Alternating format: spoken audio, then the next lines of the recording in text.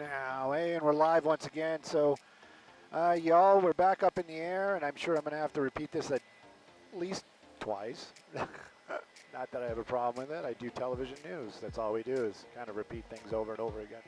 Anyways, we're back in the air. We're heading out to Monterey Park, East LA, where the Biscaloo Training Center is, where tragically, if you were watching earlier, part of the group earlier, you saw right after it happened, this tragic event that now is confirmed to have taken the life of 3 deputies and another deputy taken to a local hospital. As far as I know, the condition unknown, but at least they were transported to a local hospital. The talk of that TFR that was going to be put up apparently not happening, so maybe the danger has passed. Maybe they weren't able to. I'm not really sure, but apparently we're going to be able to get closer look at the area where this blast happened, maybe even better than what we had before, and we can actually start seeing some of the remnants of whatever this explosion was, and maybe get some ideas on what happened out there. Now again, I want to say that some people might be joining in or tuning in and saying, oh my gosh, he's so ghoulish, and my God, have some respect. And we have plenty of respect. We are all about the respect. We work with a lot of these first responders very shoulder to shoulder, and we help them when we can, and believe me, we're helpful. We are happy with every information or anything that they do to help us out in the air. And of course, then if you've got the reality of law enforcement, of course I'm respectful of any law enforcement, but at any rate, we're going to go back, we're going to see what we can see. There's going to be a lot of reporting, maybe not as carefree as we tend to be, and also I have to, this is the reality. This is, we're in the media. Our gig is not as serious as, most first responders. I am definitely not a mortician by any means. So, if I become more factual, more lucid in my demeanor, it is because this is what we do for a living. I don't take this stuff home with me. Yes, it's a loss of life. Extremely tragic. There's no doubt about it. Add in the fact that these are first responders, even more so. A life is a life. I've always said that. But the fact that they were training to help save lives and then have this incident happen. At any rate, just letting you know that this is a behind-the-scenes type of deal. You are getting portions of. I try to respond to you, but for the most part, we are. You're getting a behind-the-scenes, and you're seeing a portion of what's happening. So try not to take anything out of context. Believe me, nothing is being said that anybody could use, but we've had these problems in the past. I just want to make sure that it is at least said so that somebody can go back and say, oh, he did say it. But you can join at any time, and maybe somebody might pick something up the wrong way. Anyway, we are headed back over there. I can give you guys an ETA. I'm sure my assignment desk is asking that, and I also have my ear on the station, just in case they try to talk to us en route, which I don't think they will, because when they asked me to talk on the phone, I rambled and rambled and rambled, like I always do.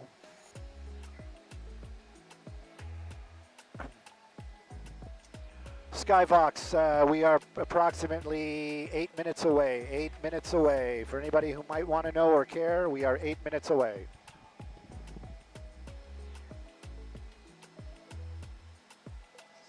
Copy, copy.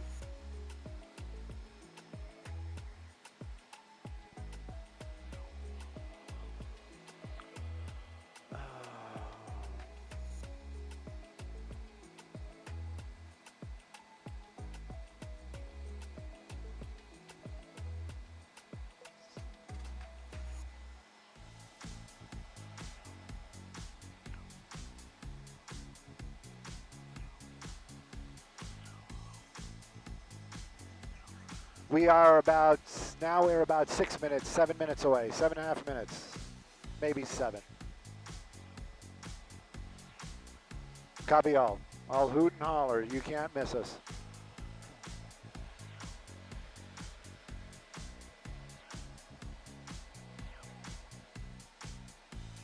Right.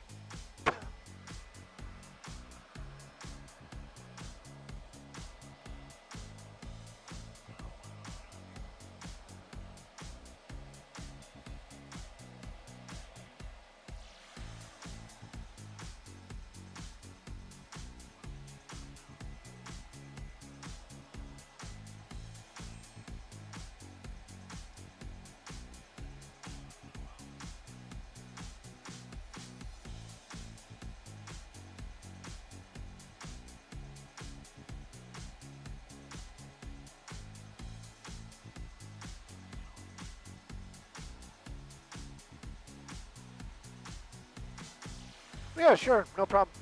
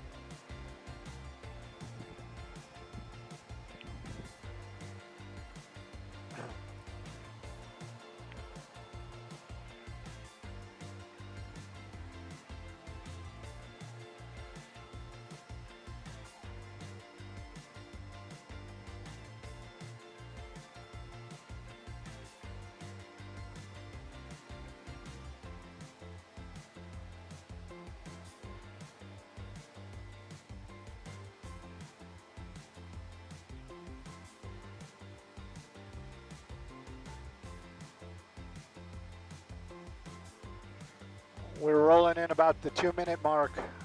About 2 minutes.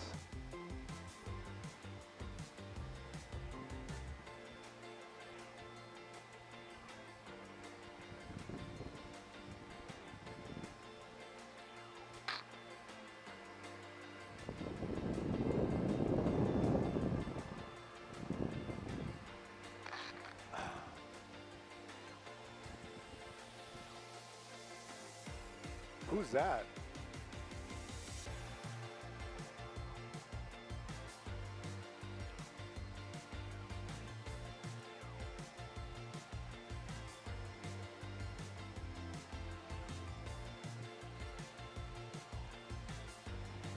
Hey, Chris, just make sure there's no TFR. Okay.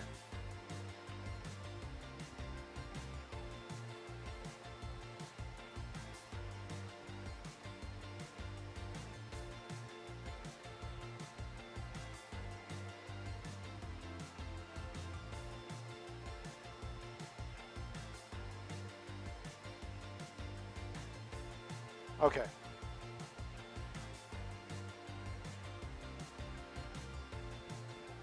Copy.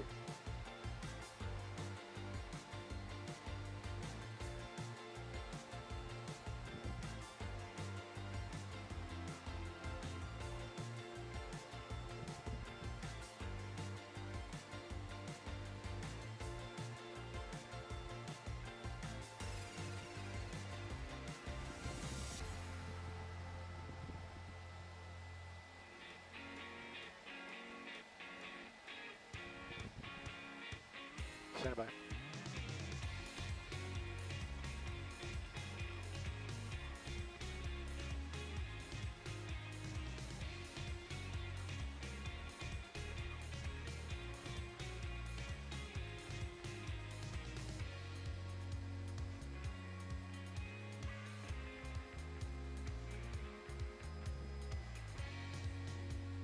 guess.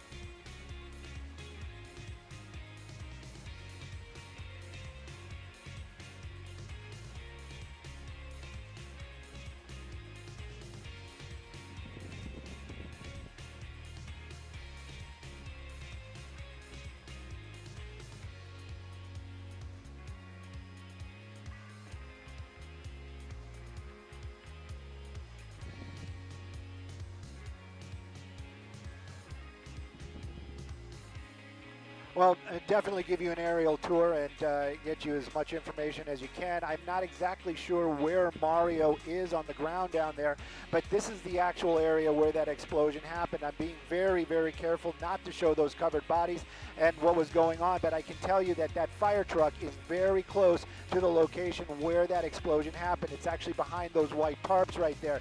You were asking about the wider, let's do an aerial view of what's going on.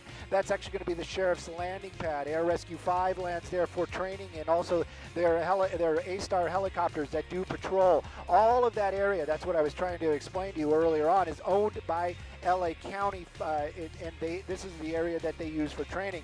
I mentioned that there's an area nearby where they do the repairs of all of their fire trucks, other county vehicles, and then of course the sheriff's department. That is this area right here. As I get a little bit wider, I can show you right there. That's going to be the 710 freeway. So this is going to be very close to, like I said, where the 710 and the 10 freeway meet. It's up on a hillside. And then you also have other buildings in the area as well. This is actually the area that back in the day when I started news in the 90s, this wasn't SEB. SEB was actually closer to the 10 freeway that you see on the top of the screen right there. If you kind of look right through those buildings and you see some neighborhoods, that's going to be right, it's east. This is actually East LA Monterey Park. There's a dividing line. Don't know exactly where it is, but my machines up here tell me that this is Monterey Park on this side of the hill. But this gives you an idea where that explosion happened. And of course, when they do this planning, when they're coming up with ideas, where are we going to do explosive training?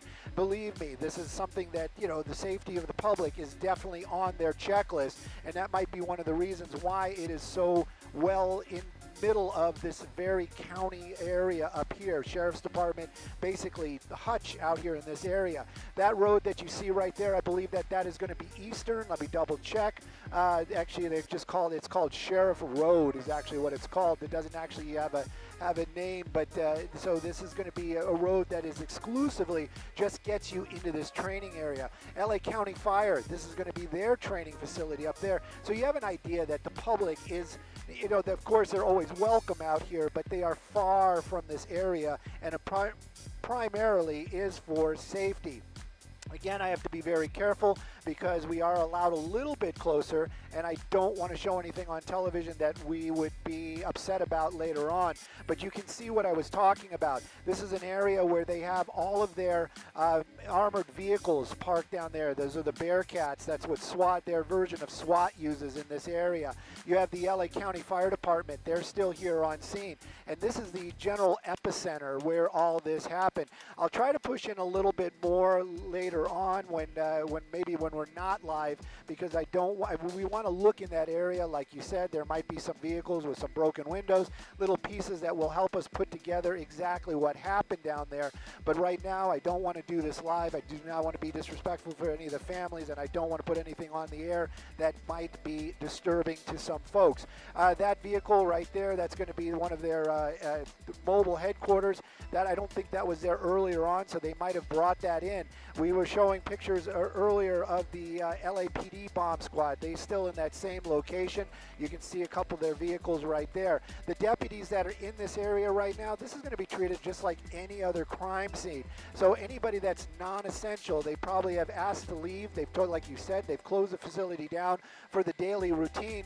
But of course, only people that are left in this area are going to be essential personnel. They got a little Skyfox skid in there, but you can see the buzz of activity. This is definitely still a very active scene. Nobody has actually really approached the area where that tragedy happened. It is still cordoned off. We don't see any activity over there at all.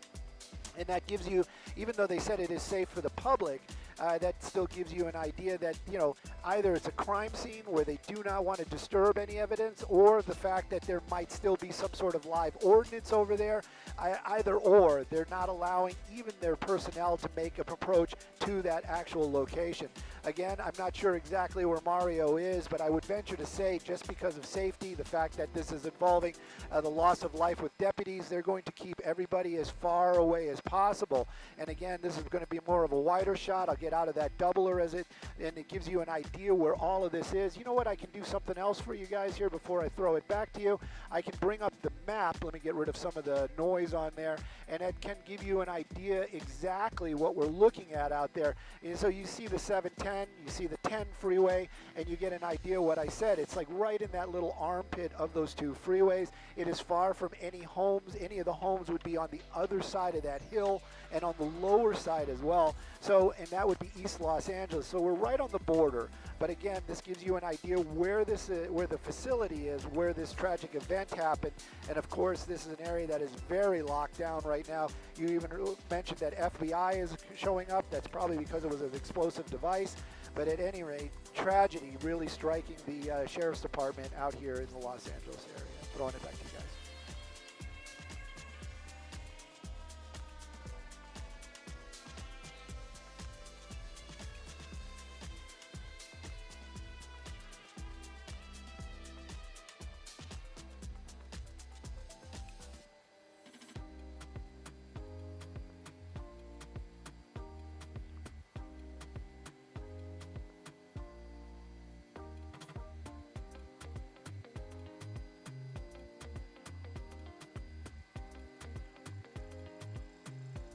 Copy, thank you.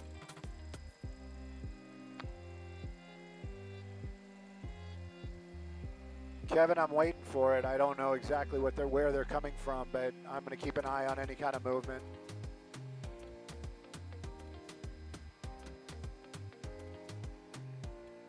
Oh, still hasn't happened. Okay, copy.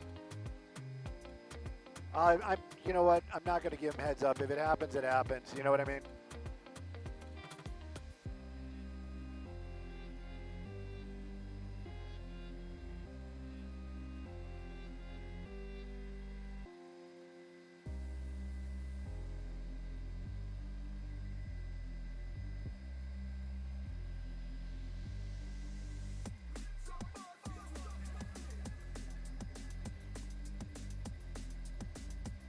Right.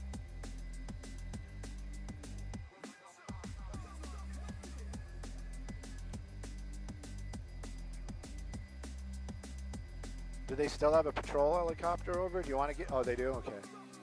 All right, I was going to say, if we could get a little closer before they really kick us out.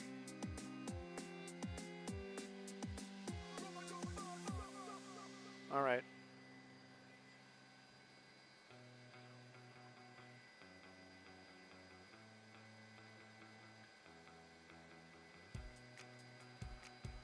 That's a bomb squad vehicle right there. I don't think, yeah, it's blocking the bodies, but I can definitely show bomb squad.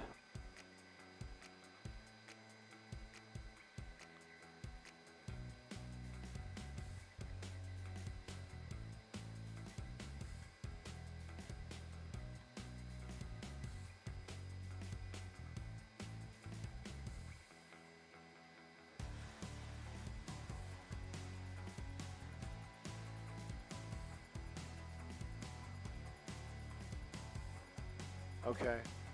If we have to leave, we have to leave. I'm totally cool with it, man. I'm not... I mean, we got what we could get.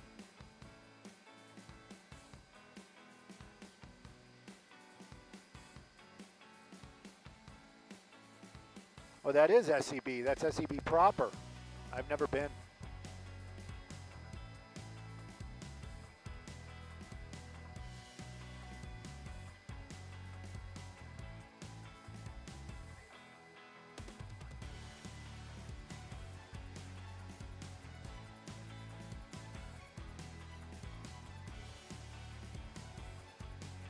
Make sure you have internet. Okay.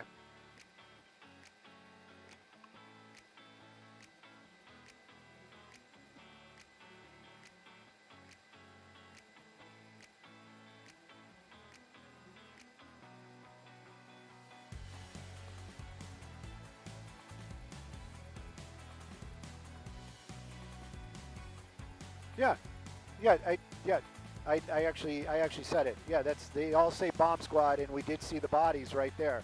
That's how I know there's 3 of them.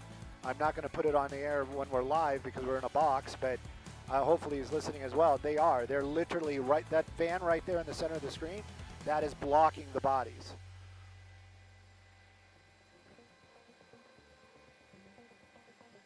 And if you come back to us in a timely manner, not saying it in any kind of pissy way, we can talk about it, but they might be putting up that TFR. I can show those bomb squad vehicles where you can maybe actually even read the word bomb squad. And also tell Mark, this is Stu, by the way. Of course, I found the center of the problem.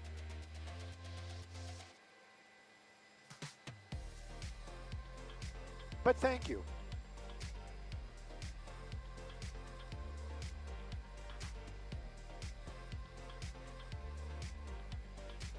Good.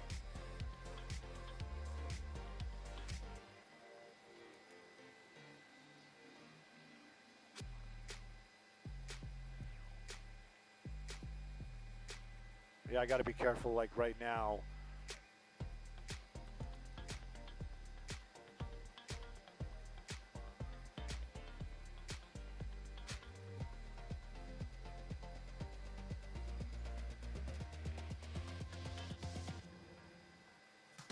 Ugh.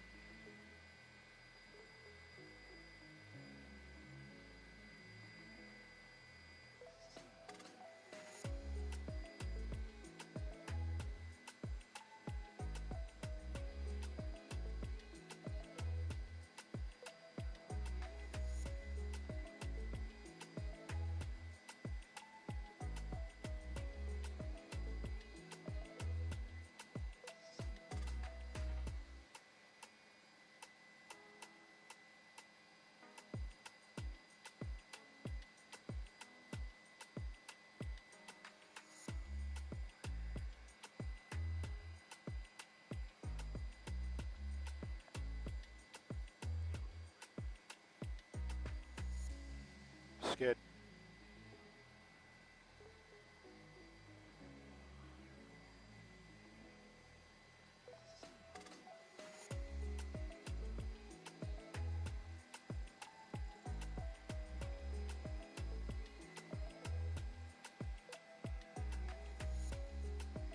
Oh, I can't.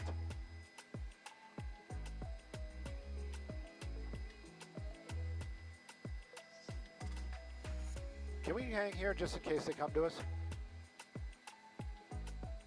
Oh, here we go. To the right. Can we go back to the right?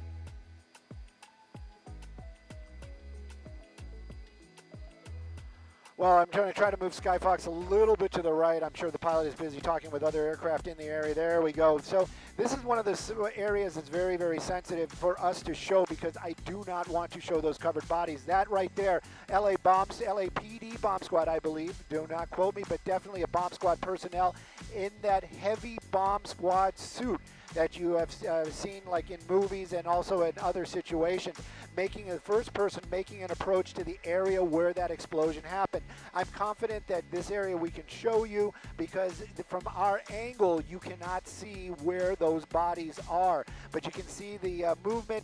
That possibly could be a lot because of the suit, but also because they still do not know exactly what happened out there, and they do not know if the danger has passed. But this is the area. Definitely you can, maybe you can, maybe you can't, because they're still holding us off at a very far distance. But this is an area where they have the hazmat vehicles, and then of course these vehicles that I'm showing you at the very top of the screen, they all kind of look like box trucks, like moving vans. Those are actually going to be the sheriff's bomb squad vehicles. So they were in that area doing whatever they were doing this morning when that tragedy struck. That device ignited, and it took the life of those 3 deputies. So you can see that there is movement down there. They are starting to get closer to that area. They want to make sure that whatever it was, the danger has passed. And after that happens, then they're going to start doing some of that investigation that is so crucial. And then, of course, it's heartbreaking, but it is really, truly just factual. They're going to have to remove those deputies from that location and bring them over to the coroner's office. So this is still a very sensitive situation in many aspects, physical and emotional, in this area. They were showing you moments ago a line of personnel leaving. That is going to be the official SEB. That's the sheriff's headquarters. That's where they get information bureau. That's a newer building. Personally, I've never been there, but we saw a number of suits and uniformed deputies making their way out of that area. Not sure if they were moving them to a safe area or to an area where they can be working, or maybe be questioned or talk about what time they heard this explosion. They made their way into this building that you see right there. As far as the actual headquarters, I understand that that's going to be on a different location. We'll try to get a picture of that later on. Samada was actually feeding me some of that information. Thank you, Samada. But right now, still a very, very sensitive situation out here. Like I said, in both aspects, emotionally and physically, they just don't know what they're dealing with. But I can tell you, they've got the best of the best out here, and they are going to work to make this area safe. And then they're going to start that investigation on what happened, and hopefully prevent this type of tragedy to befall any other first responders in the future. Again, though, this area, basically the only people that are there are the ones that absolutely have to be. They've cleared the entire area out of any of the unnecessary personnel. And again, the spot that I'm showing you, it happened right on the other side of that box van that you see partially covered by that pop-up. And it's very tragic, and we still haven't seen the broken windows or any other evidence of that explosion. Maybe we'll be able to show it later, maybe not. But right now, it's still a very sensitive spot. And of course, our hearts go out to the families, and of course the family of the Sheriff's Department, losing 3 of their own today out here in the Biscayne Training Center. Sending it back to you.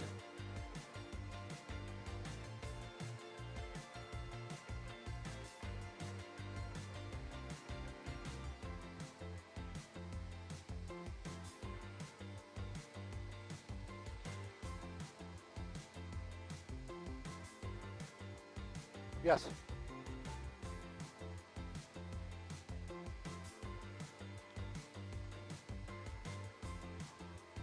Definitely, and that is probably the very, very first person, and that's one of the reasons they are in that suit.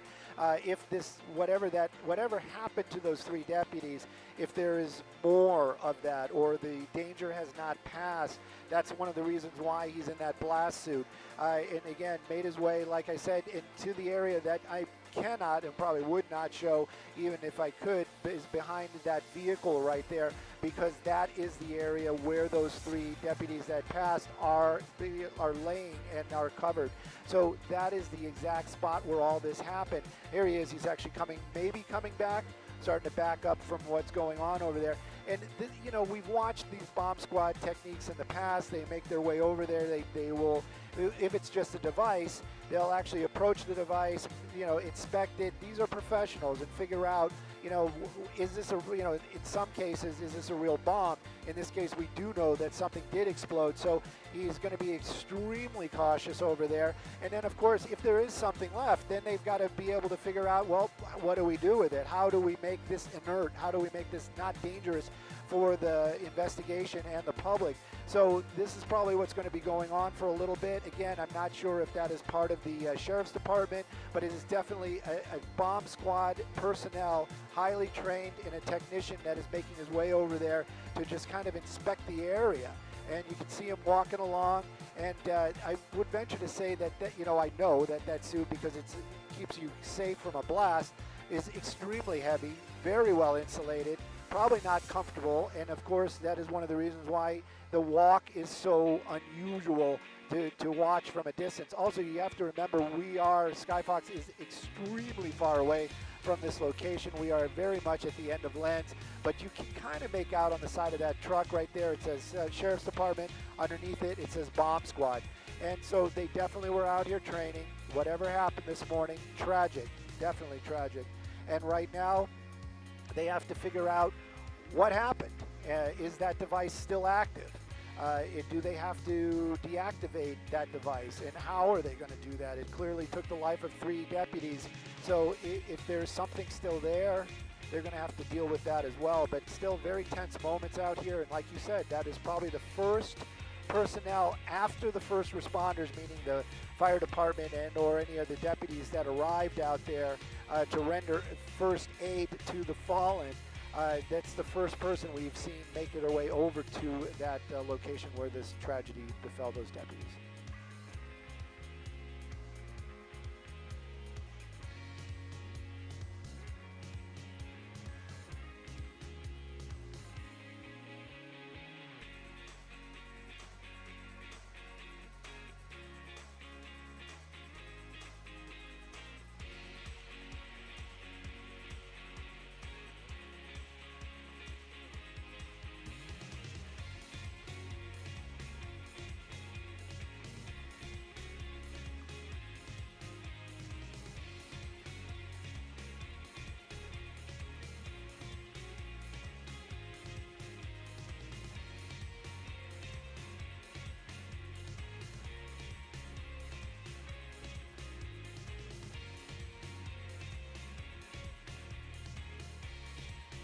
Definitely, and I would use the word brave. I've got to get in a wider shot right now because one of the deputies' covered bodies is in that shot.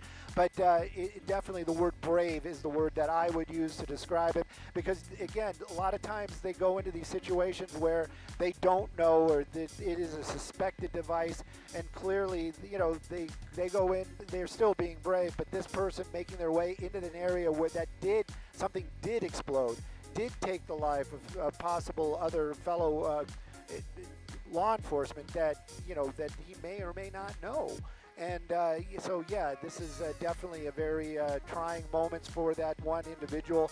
And of course, if something should happen, right now you've got first responders, you have the fire department right there, there's an ambulance very, very close by, other bomb techs in the area. So, but I am, as long as probably with everybody else, are very hopeful, and prayers and positive energy being sent to this location that nothing will happen. But again, it must be very tense moments. And like you said, what could possibly be going through that deputy's mind or officer's mind right now, we can only venture to guess, but definitely a very brave individual working with the bomb squad this morning, making his way over there to get an idea what happened that took the lives of 3 other deputies, and what might need to be done to make that area safe for other deputies to make their way in to start the process.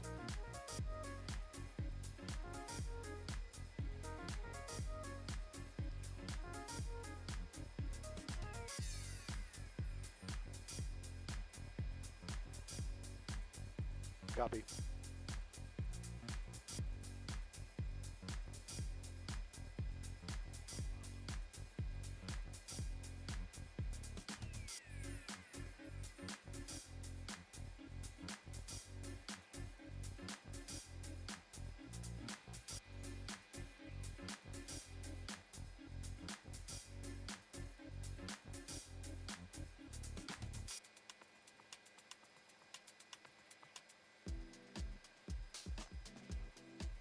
might be a camera.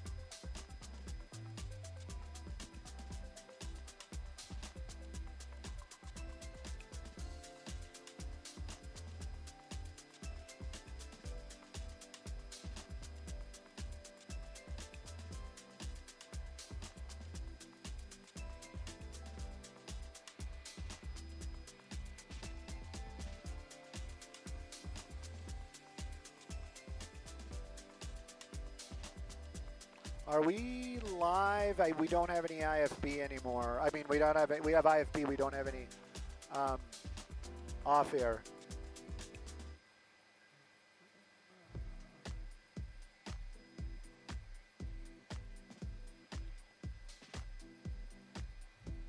Okay, because I was going to say we're above the TFR right now, 5,500 feet, and I can probably start looking around for damage, but I don't want to put any bodies on television.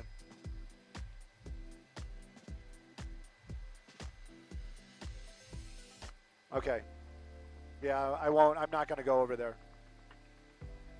Yeah, but I.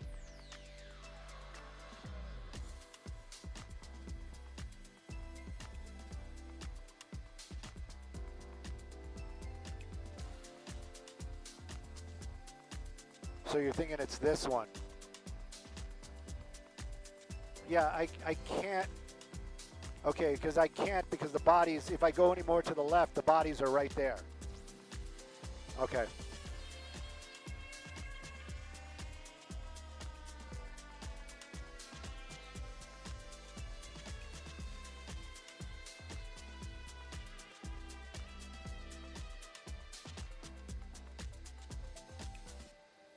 Oh yeah, I see it. I see it. I see it. I see it. Yeah, yeah, yeah. That's it.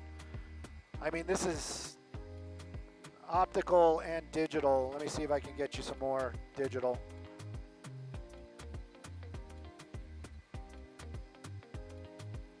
Yeah, without it. Without the doubler?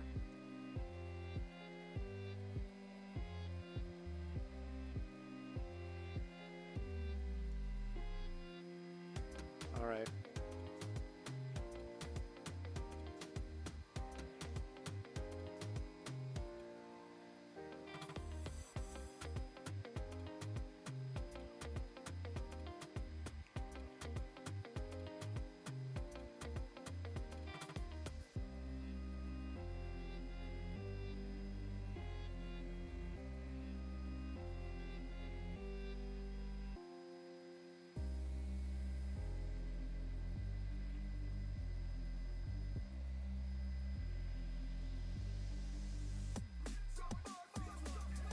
Well,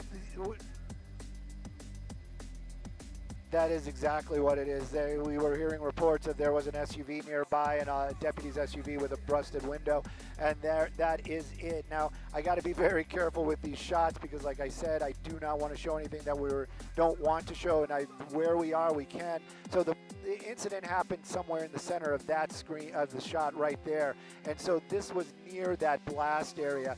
That bomb squad tech that we saw making his way out, walking over here, he's going to start passing along the information on what he saw. And one of those things is, again, with the bomb squad, they are very secretive about what they do, how they they train and what they actually are doing when they're out there. I don't think I'm telling any tales out of school, but when he was walking around like that and doing those side steps, there's a good possibility they were taking photos so that they could put together a, you know, a 360 view and kind of look at it later on, you know, before they make their way in there, like right now, probably downloading those photos to kind of get an idea of exactly, you know, of everything that they are seeing in that area, to see if that device might still be there, or if it is been detonated, if there's another one, all those things. So that was probably what was going on with that deputy and that officer in the bomb squad uniform. Again, though, he did make his way out safely, and he went over in this area right here. We do see, I call them, and everybody else does too, we call them a bunch of suits down there. Those are clearly going to be detectives. That's going to be the upper echelon, you know, gathering information, figuring out, you know, basically running the show, keeping track of everything that's going on as well, because believe me, there's going to be a lot of questions. There's going to be a lot of people that have to answer questions, and these are the gentlemen that will have that information, or will be able to say, we did this at this time, this is what we found out now, this is, and that's exactly what's going on. A very meticulous documentation of everything that is happening down there. So they are going to be very busy out here for a very, very long time. And again, this happening, like you said, it's at the training facility, and if you're just tuning in, 3 deputies losing their lives out here this morning in a training, what we believe is a training exercise. We don't even really know. There might have just been something going on near the bomb squad truck, and this tragic event happened. But we can tell you that they have basically evacuated the Biscaloo area. Any non-essential personnel, meaning everybody that we see down here is here for a reason. They have a job to do inside this crime scene, whatever that might be. You see smaller command posts right there. You can see some of the deputies working behind the one of the vehicles. And again, they have a lot of evidence that they have to go through. They have a lot of things that they have to look at right now to make their way into that area to safely start that investigation by those vehicles. And then, of course, the tragic, the sad fact that they have to retrieve the bodies of those 3 deputies. And this is a very, very heartfelt for everybody involved down there, and I can tell you that they're going to be very meticulous. Sending it back to you.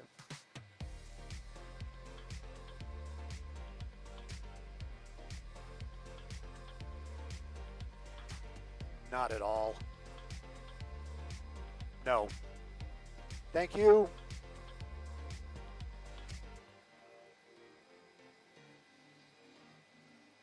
Why? Okay. Are we in the Bravo? Okay. Yeah, then yeah.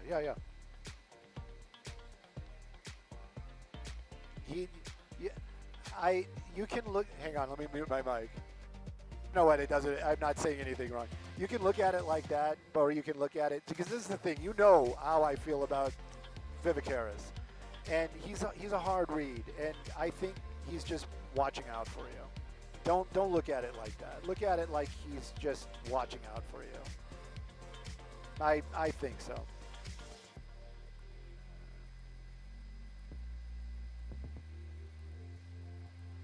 Right. I know, and I think he's trying to, yeah. You can talk to him when you land. It's, you know, I would venture to say we're not the only ones. Yeah, I was gonna say.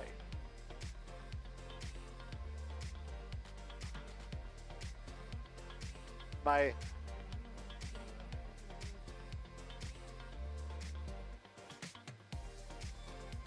well, right. If it wasn't such a serious story, this is a great vantage point. My goodness, look out the window. It's amazing. He is a tough read. Well, yeah, he probably would. And between you and I'm glad you're the pilot, because some other pilots might not have been able to or wanted to.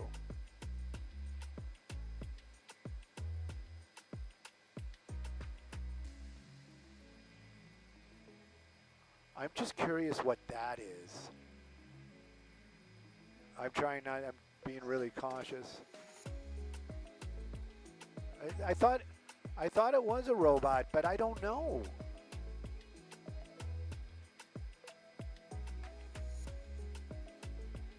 Right, it doesn't look like a robot, and I wonder if that is what hit the window.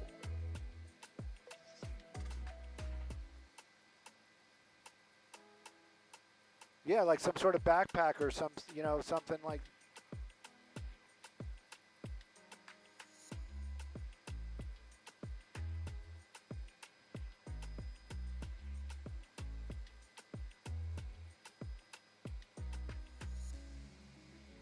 Well,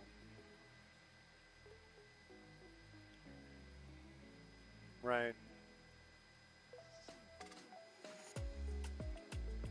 Oh, sorry.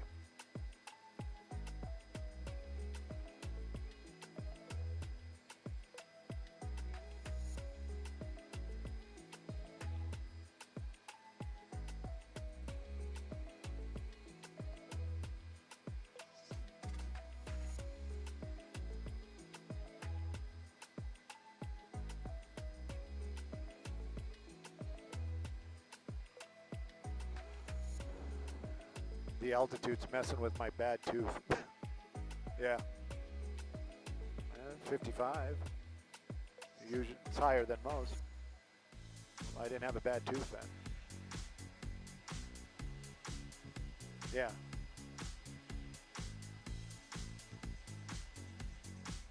Copy.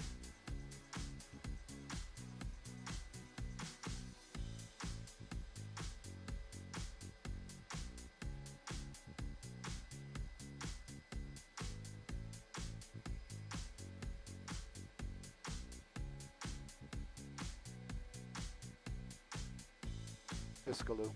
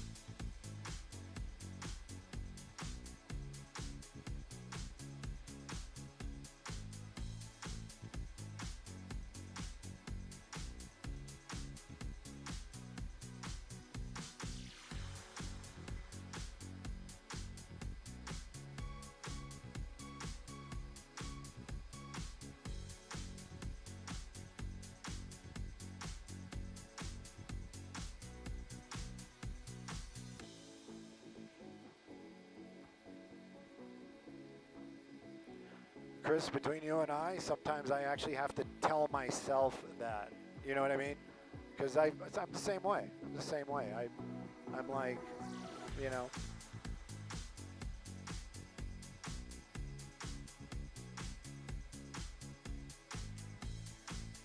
Hey, hang on.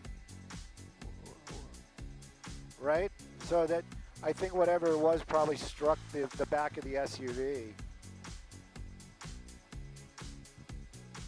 Yeah, like there's a, yeah. And then Gina got some inside information that they were moving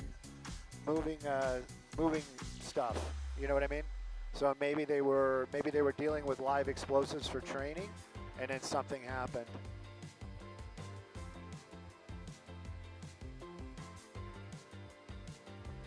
There.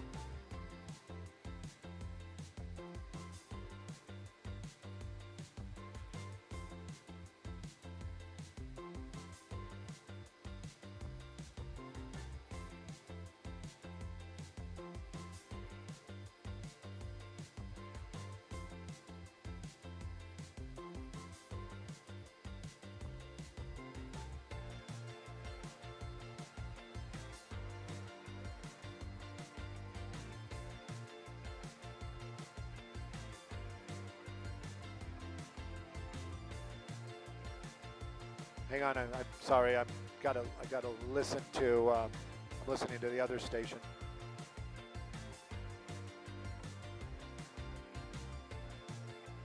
Hey, Kevin, I got to turn Mark down. I think he's doing video.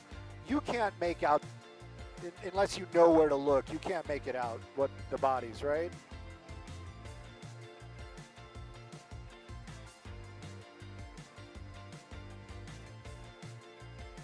I'm going to stay wider. I'm just going to play it safe.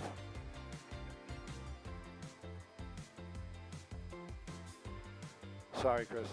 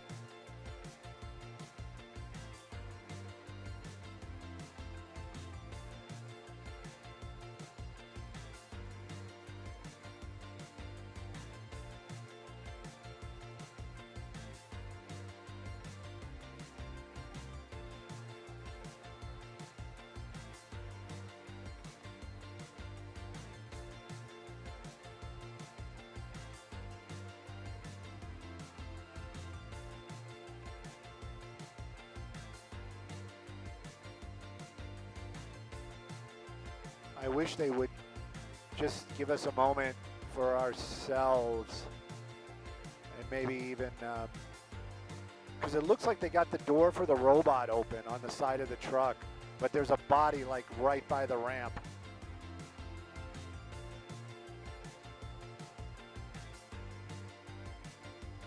So I can, yeah, so I can investigate, take a look around, but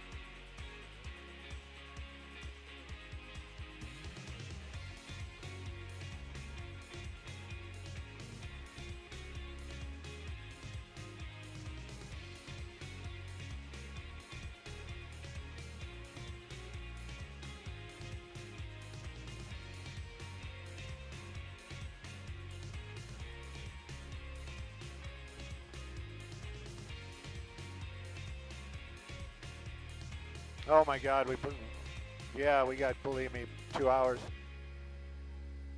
But thank you for checking. Oh, you know it will.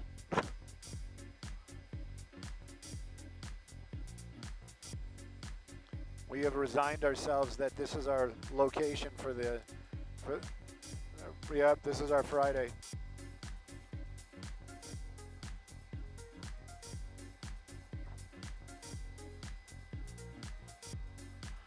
Chris, I know I'm sending it because I got the same text. I'm just going to text them back and hopefully it goes. Okay. All right. Okay. Right.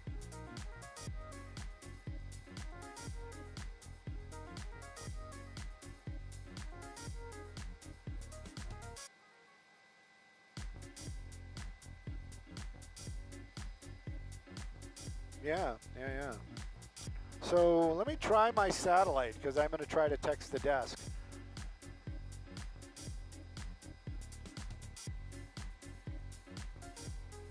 Right.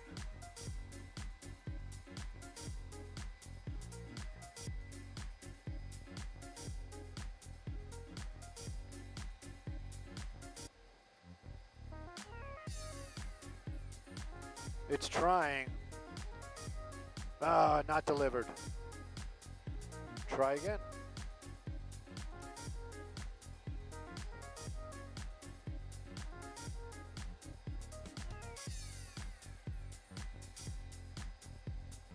Try again. Yeah, it's not going. Simon Desk, if you guys got your ears on, are basically trying to listen to us, trying to send you some information, but it's not going, and we probably won't be able to confirm it. If you don't already have it, I bet you Gina gave it to you guys already.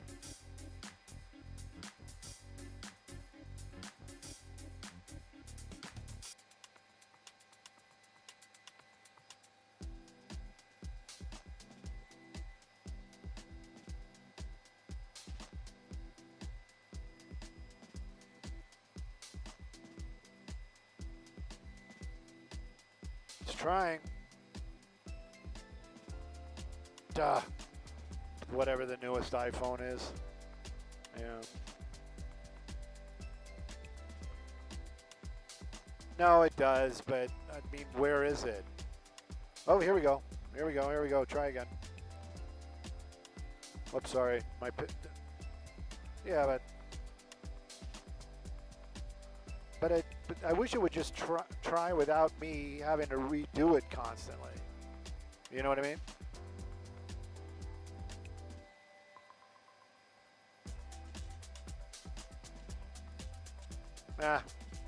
Our desk has got this information. They don't need me to send it to them.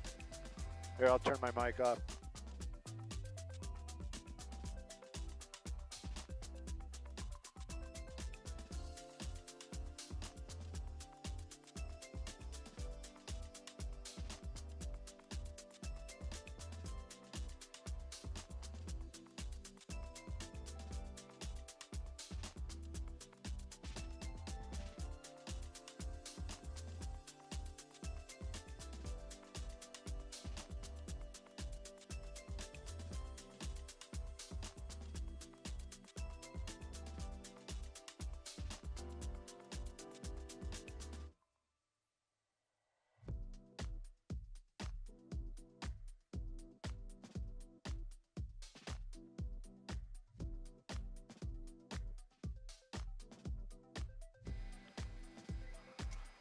Skyvox, Simon Desk. I sent you a text. You probably already have that information, but I sent you a text.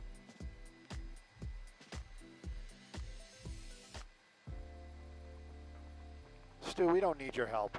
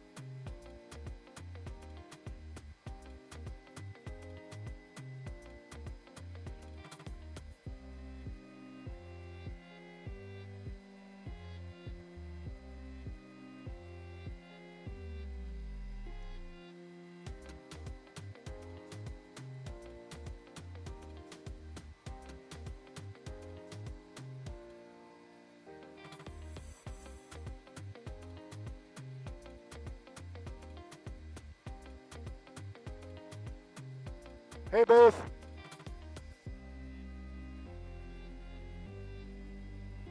Oh, tell her I said hi.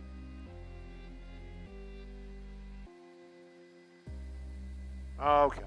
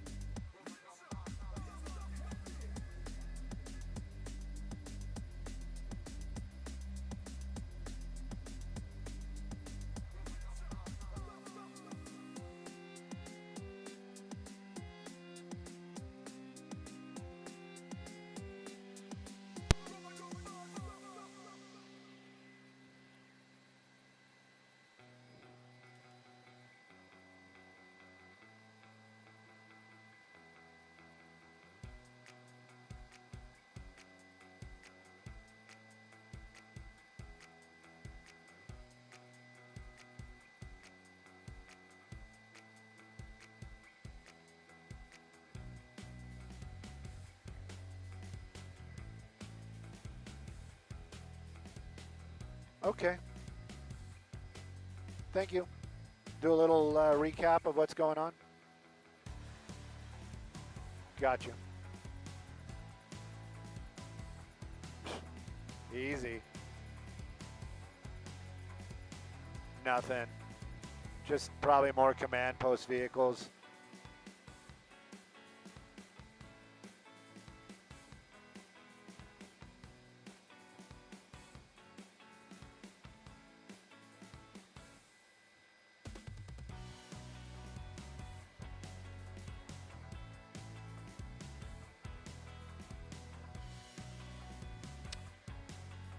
That's an X-ray tech.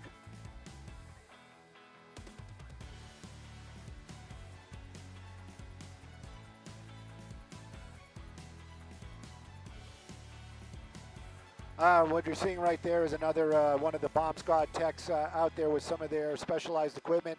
Clearly, they want to make sure that that area is completely safe before they do anything or make an approach. I did find something a little bit interesting that we can show you before we do a setup and talk about everything that we have been watching out here and give you a wide shot. You can see that broken window right there, and then you can also see what appears to be a backpack right there as well. Now, again, we are basically playing CSI from 5,500 feet above the area right now. And so we would venture to say, because no other windows are broken down there, that backpack or whatever that item is on the ground there in the center of the screen may have been some sort of projectile when that explosion happened. I got to be very careful right now because we have been looking at these locations a couple of times, and we know that those deputies are right there near that shot. So I'm going to kind of go wide here, and then we're going to give you a bigger, wider picture of exactly what's going on. Earlier on, you were asking questions about where this location is, how close it is to other, possibly the public. This is a wide shot. We are blessed to be over the TFR this morning, and that puts us at about 5,500 feet looking down at that area. I have the maps up so you can see the 710 and the 10 freeway, and all this area that where the Biscaloo is basically in the center of is all going to be that county property out here. These are training centers. That's an old women's prison right there. This is a lot of executive buildings in this area as well. County fire trains here, and then of course they have a huge area for maintenance right in the back. All those vehicles that you're seeing right there, that's all LA County. Anything that's LA County that drives or floats or anything, they will fix it in that area. So where this actually happened is almost in the center of all of this. This is going to be the Biscaloo Training Center. This is what they were talking about. And I heard Mario talking to some of the people that may be nearby, and they said sometimes they can hear maybe shots being fired in the area. They have this is a training facility for law enforcement. They've got the shooting range right there, very close by. That's probably where they are hearing those shots being fired. And of course, they do the bomb squad training and the physical activity out here as well.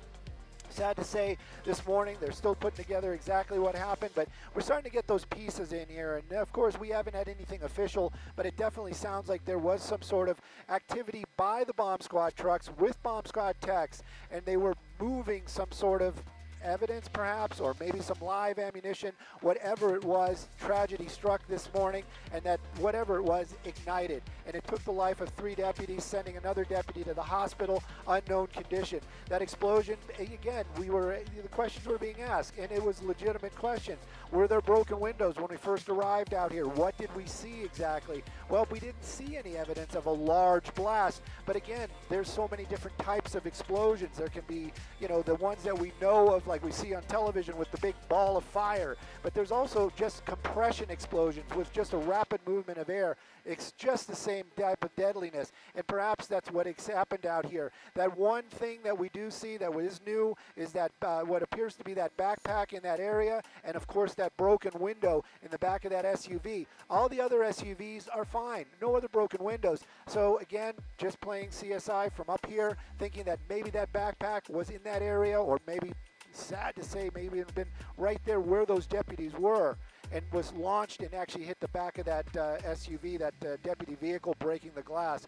What we're seeing right now is a lot of activity, still very slow moving. They're going to be very meticulous, very checking dotting their I's, crossing the T's, and the people that are here, the investigators, they are not going to make any mistakes, and they are going to make sure of that.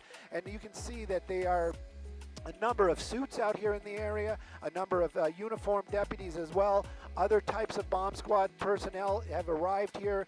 We did see that one bomb squad personnel walking around the area, walking around the perimeter. And then when you came to me live, that was another bomb squad tech. Not sure if they're going to make their way over to that location, but we from past experience, that is actually some sort of X-ray device that he was holding right there, possibly to see if what may be in another backpack. Hopefully it is not more explosives. You did mention that there is a lot of hugging. Of course there is. Any law enforcement, they are a family, and they have lost 3 of their own, and of course one of them in the hospital, so there is a lot of emotions going down there as well. Sending it back to you guys in the studio.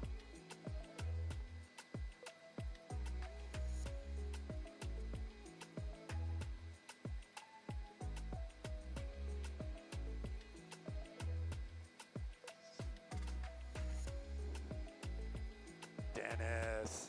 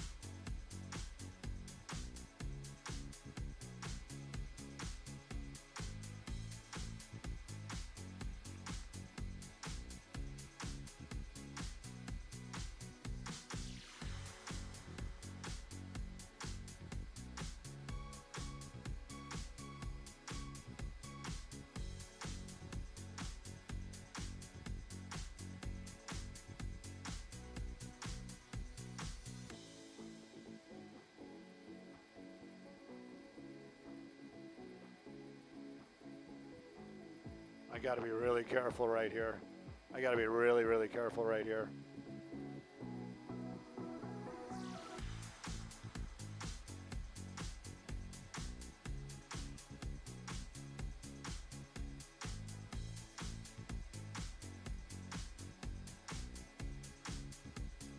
Okay, I'm going to go away from it and we can come back to it.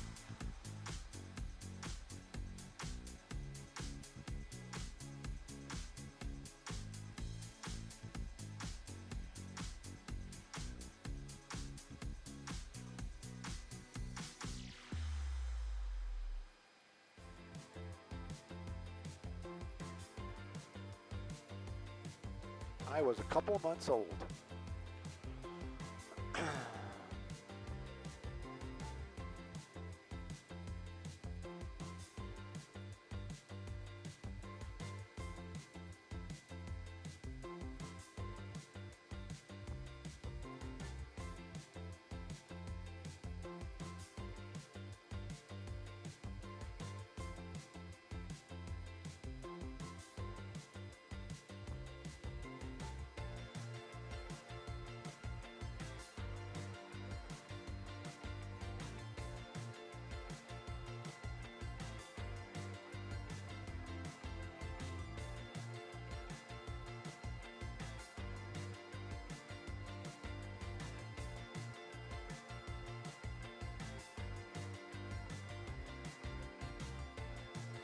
They're asking about fuel. What do you got for fuel?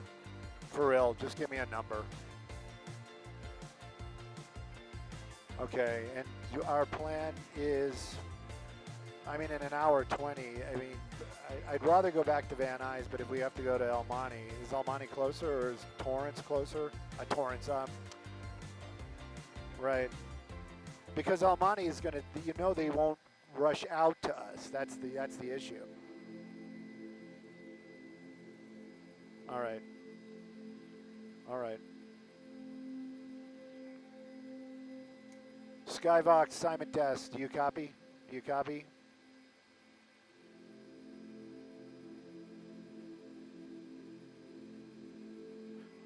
Somebody was texting me about fuel. We have an hour 20 on board. Hour 20 on board. The pilot and I were we were discussing about where we were going to go or what we were going to do. Van Nuys is probably going to be the best. And it's not for any nefarious reason. It's just as far as, you know, getting fuel quickly. We can go to El Monte, but they have their fuel truck. Anyways, it just takes longer. So we'll probably just go back to Van Nuys. All right. And yeah, definitely. So we're going to do spotting stew from here? I'm joking.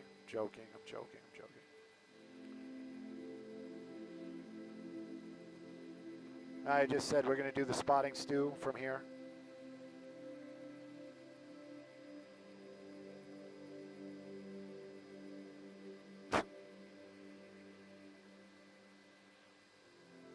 So any question that LA Bomb Squad is helping out the county, I think we've taken care of that.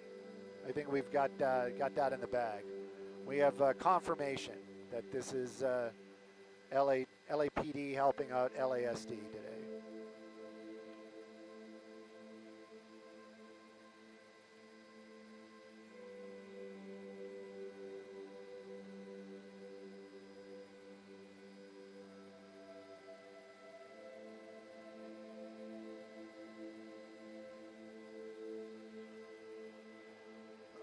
Poor Mario.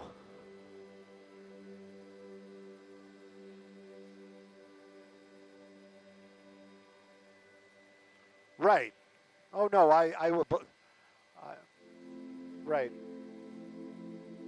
I will make that. Believe me, I will hold the line for that. Trust me. You know me. And this is the thing too. You know, nothing's changing right now. You know what I mean? This is.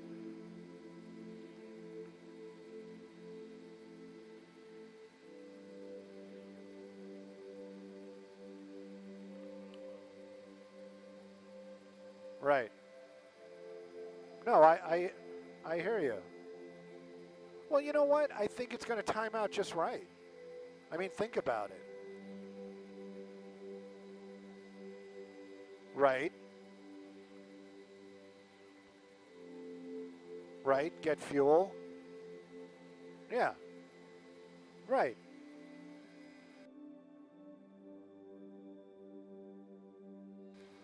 Oh my gosh, there's so much work. I'm joking. Maybe this should, maybe today isn't the day.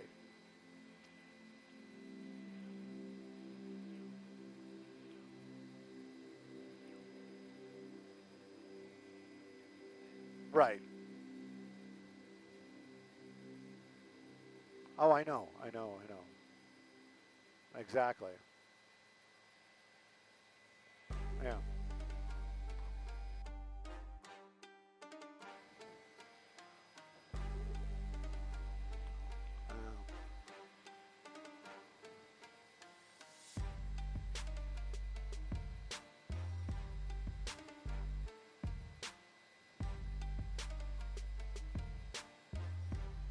I'm standing by.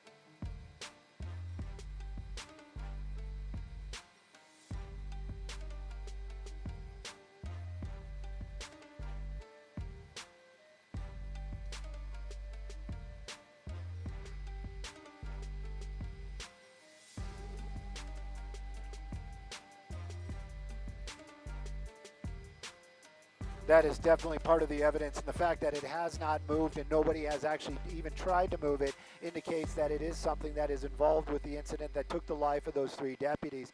And it is something, again, you have to remember, Skyfox, we are up at 5,500 feet above the emergency TFR that the Sheriff's Department put in place, maybe for safety, maybe for noise, but we are up very, very high. This is the end of the lens as it would be for Skyfox, and some people might say, oh, it's kind of blurry. It is really, truly the best we can do from our location, but it is definitely something that is involved in whatever happened that took the lives of those 3 deputies. That vehicle that you were talking about, the rear glass on that SUV blown out, the other SUVs in that area, all the other vehicles in that area, all the glass intact, no damage. So that, again, we are just playing CSI from up at 5,500 feet. I believe that is something that was launched from the original explosion that took the deputies' lives, probably hit the back of that SUV, taking out that rear window. For me personally, I was very kind of on edge about saying that the LAPD bomb squad was arriving here on scene, because with these vehicles, when we were here originally, right after 7:30, we saw these vehicles arriving here on scene. And again, I said LAPD just because of the vehicles, and we have seen them in the past. But, you know, there's no markings. We didn't have any real confirmation. Is this LAPD helping out the Sheriff's Department? What exactly is going on? Well, we got our own confirmation up here, because that vehicle, that black one that you see in the center, that is the command post from LAPD's bomb squad. And that is the location where we've been watching the bomb techs making their way, that guy with the big suit on, the bomb suit, making his way back and forth. Other bomb techs with some of their mysterious equipment, they've been making their way back and forth from that truck. So they are definitely out here. They are definitely going to make sure that that scene is secure, whatever it was that caused this tragic moment. If there isn't anything else there, there isn't going to be another explosion.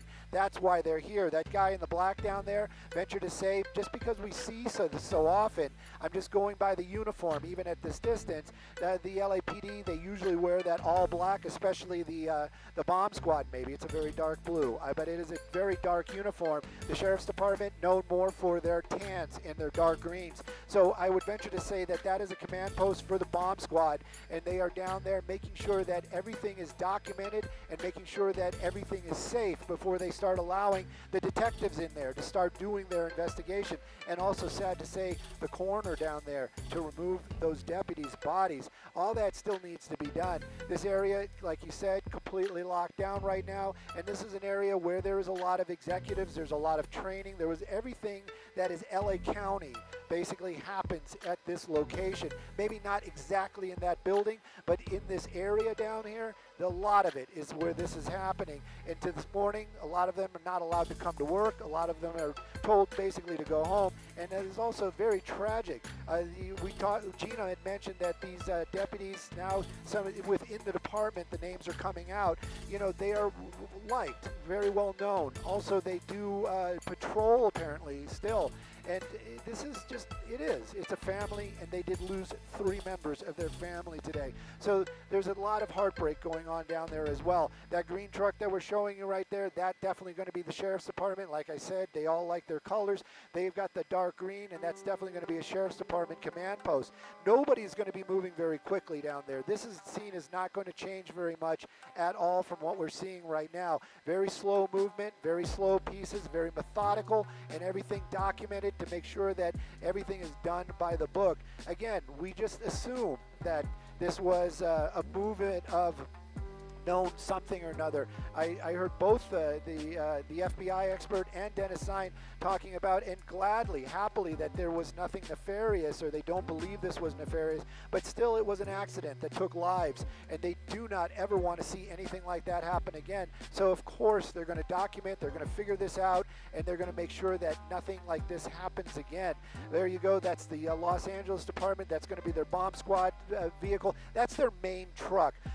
Do they have one? Do they have 5? I couldn't really tell you, but I know that that is one of the ones that they have, and it's a command post. Basically, that has the robot in it and all of the tech that they need to decipher when there is a call of a suspicious package or an explosive device. That's what they bring out there. So they have all their tools that they need with them. As far as the fire department goes, we've only seen 1 fire truck out here and 1 ambulance and a squad, and they've been here since the beginning. When we first arrived shortly after 7:30, these same vehicles were here, and they have not left. So they're going to be here to make sure that if something happens, they have first responders available immediately. And again, we were talking about the buildings and the executives and basically this is management in this area. This is where SEB is. This is where the Information Bureau is. And we watched a lot of the suits and a lot of uniformed deputies making their way out, a lot of hugging, of course, because this is emotional. I'm sure most of these deputies down there, they have a job to do. They're going to stay focused. They're going to stay professional. But of course, they have lost somebody on their team, somebody that they might have actually even known. And so this is going to be one of those moments where a hug, it's appropriate. There's no doubt about it. But as it stands right now, still very slow moving, a lot of deciphering about what happened, how safe is it going to be for the investigation to take the next steps, what the next step is going to be. Possibly, I don't really honestly know. Are they going to do the investigation, then the respectful removal of the deputies that are still there? We'll find out. That's the only thing I can say. You can kind of make out ATF on those shirts down there, FBI as well. That's basically because this was an explosion.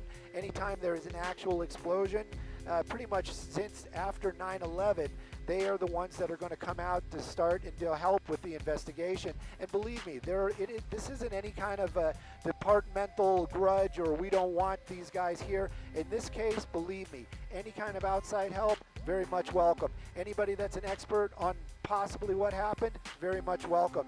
And they are down there working with the detectives and also the uniformed deputies, and of course the fire department as well. Everybody down there working in that common goal to get this area safe, get those bodies removed, and of course start this investigation so this tragedy doesn't happen again.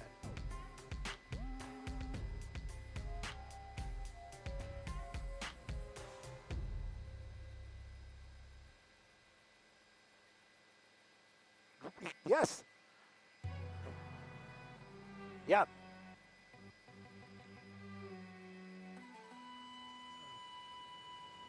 Exactly. And it's very interesting because one of the vehicle that where this explosion happened next to, I cannot zoom in any closer than I am right now, center of the screen right now. And that is exactly, the door is open for the robot. I found that to be interesting. We can't really inspect it because our picture has been live on television the entire time, but that door is open. And you are correct. That is something that it caught my eye, and we noticed it earlier on. They are not using any tech they are using humans to go over there. And maybe that is because the human, the human being is going to be able to document it much better. They're going to be able to make that assessment. When we originally found that backpack, I was wondering if maybe that was some sort of robot or, some sort of device. Some of the robots now are extremely tiny. One of them actually even looks like, literally like a dumbbell. And it just kind of scoots around. The round parts are the wheels, and it basically is a camera, and it just makes, can move around very quickly, and they send those in for the bomb squad and other SWAT activity as well. And, so when I saw that, I thought, maybe that's some sort of robot or something that was in the area. But with more inspection and the fact that you're right, we have not seen any technology moving around by the bodies or over by where that explosion happened. So they have only been sending in the human beings. And I guess really, truly, you're going to have to get one of the experts from down there to really answer it. But if I had to take a guess, an educated guess, I'd say it's because they are staying away from the robot and just staying with the human, because the human being can make a better assessment of what's going on.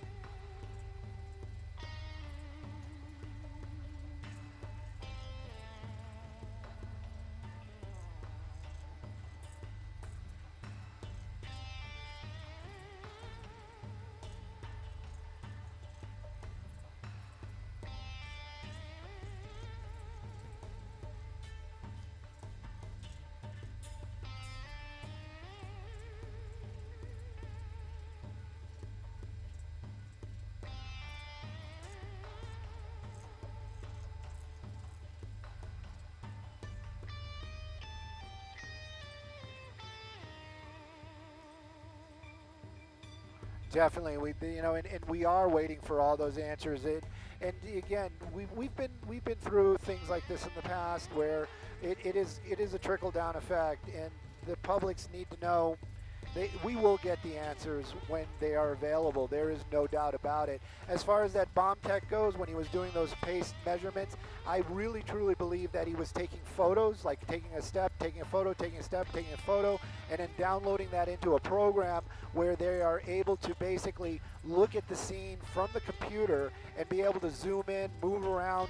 It like one of those 360 type of situations where they are using that type of tech to get it, to look around to see, is there another device that we need to look at? Is there something else that we need to see before we send in people that are not in a bomb suit and start doing their investigation? So that I would venture to say that was a lot of what that paced movement was, but those suits, very awkward, and of course, because you have all that layered protection for a bomb blast. That's really what they're for. These deputies are, I'm not even sure what department they're with, but you can see them suiting up with just some type of body armor.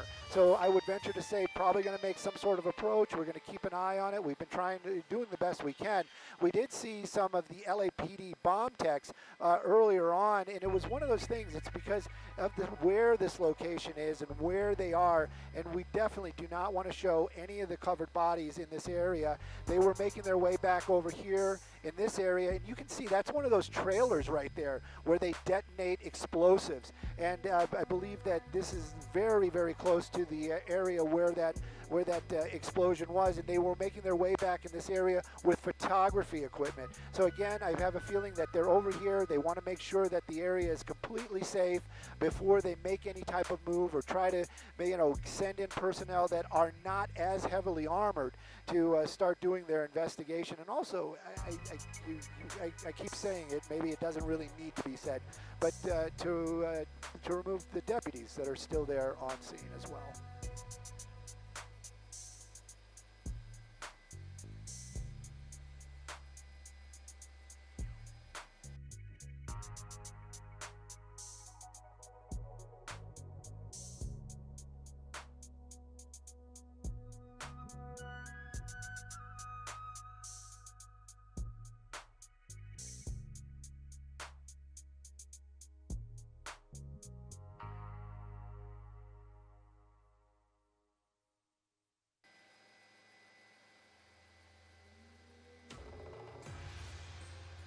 There we go.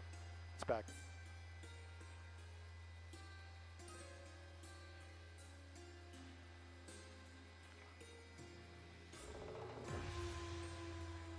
Definitely.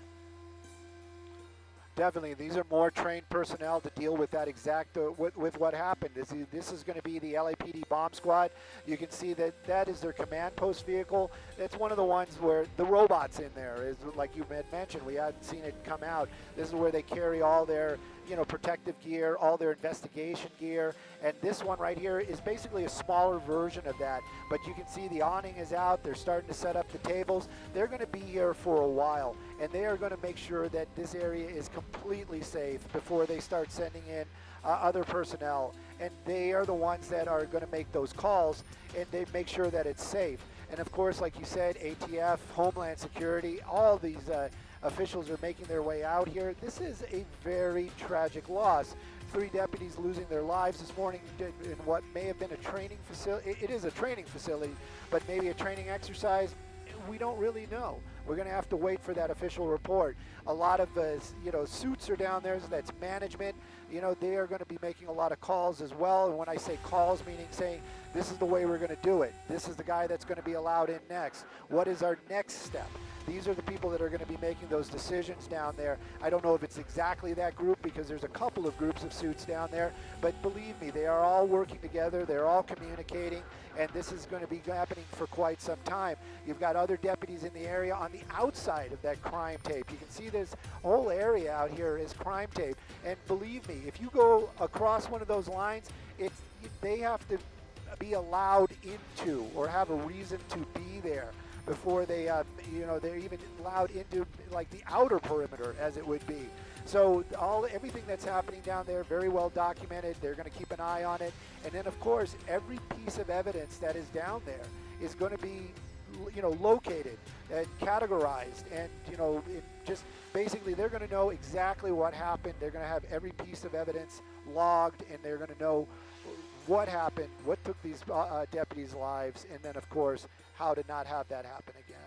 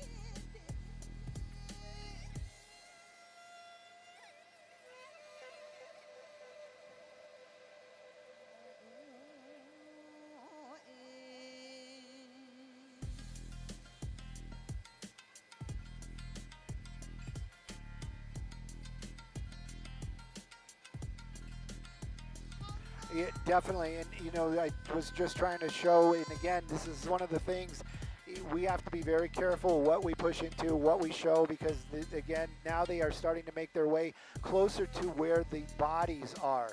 And we did show you moments ago those officers putting on that lighter type of armament and making their way over there.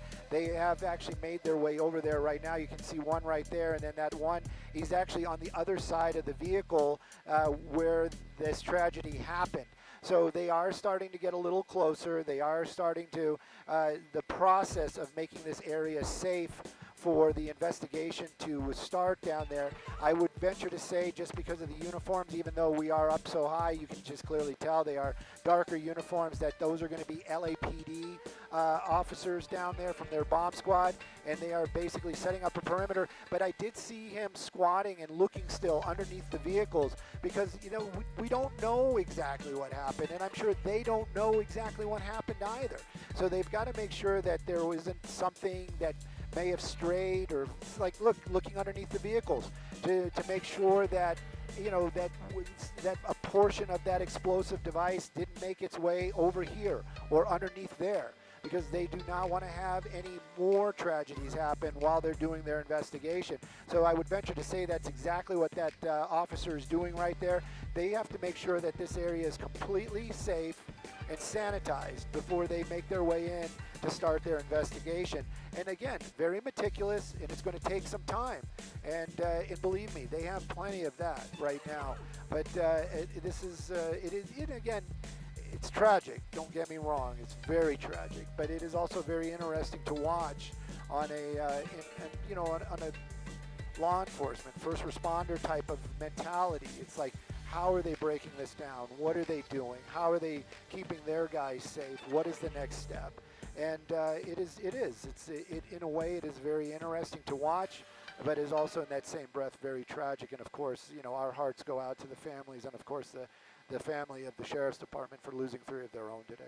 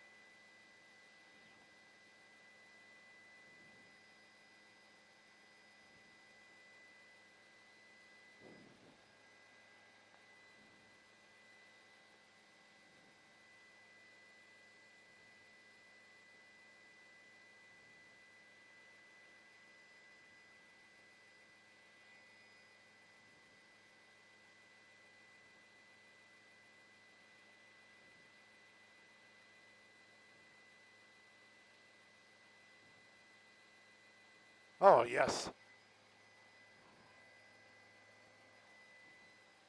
Noon. Ugh.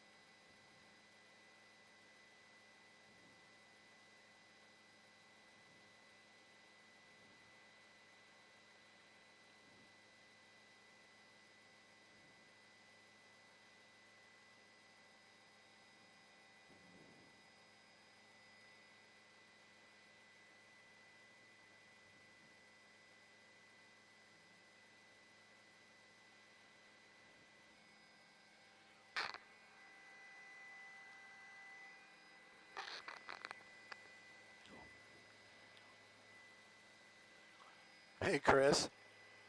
When I was doing one of the reports, I looked out the window and I saw that Alaska jet underneath us.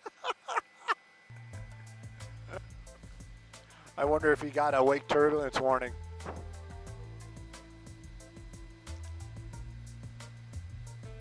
Caution, rotor wash.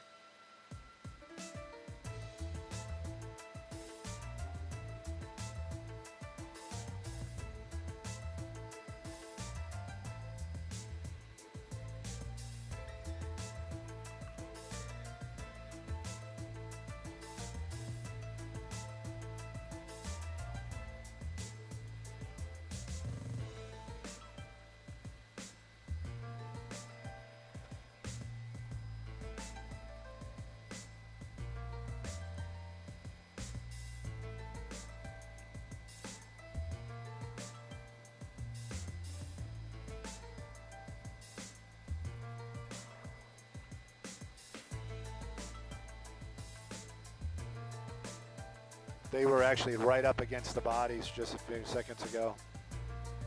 And they're still looking underneath all the vehicles.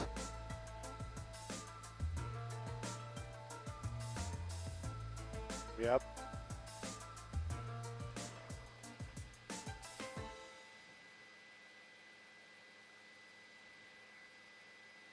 Oh, I'm sure.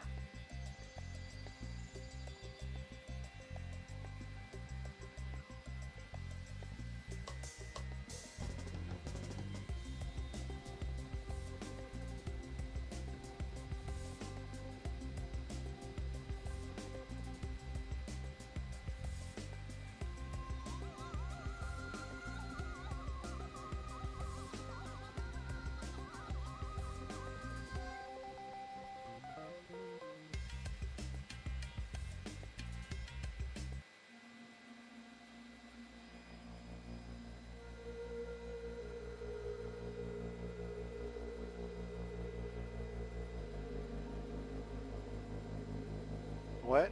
Oh. Is he coming out underneath us? Sorry.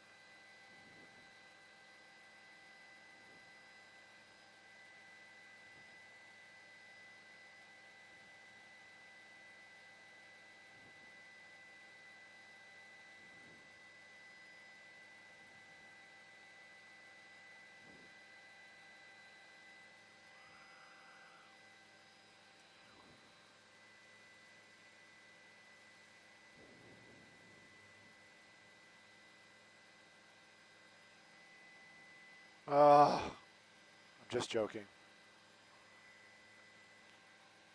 I'm trying to find where he's at.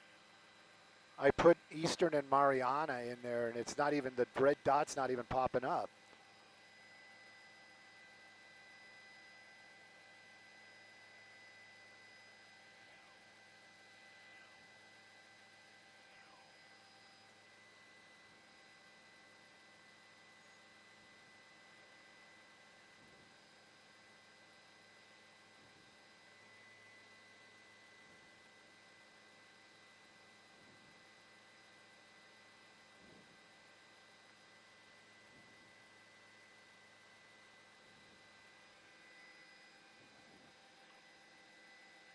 All right, there's Eastern.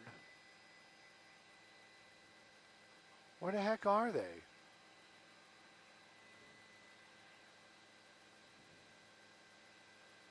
And Mariana. Yeah, but I put it in, it found it. I just don't, there's no dot. I was just curious.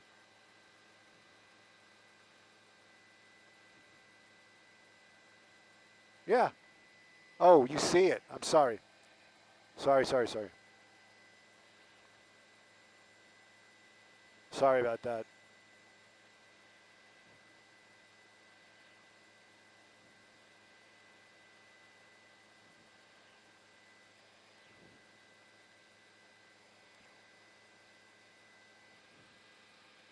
Okay. Yeah, it said, you can see it. It said it's a mile away, 2 miles away.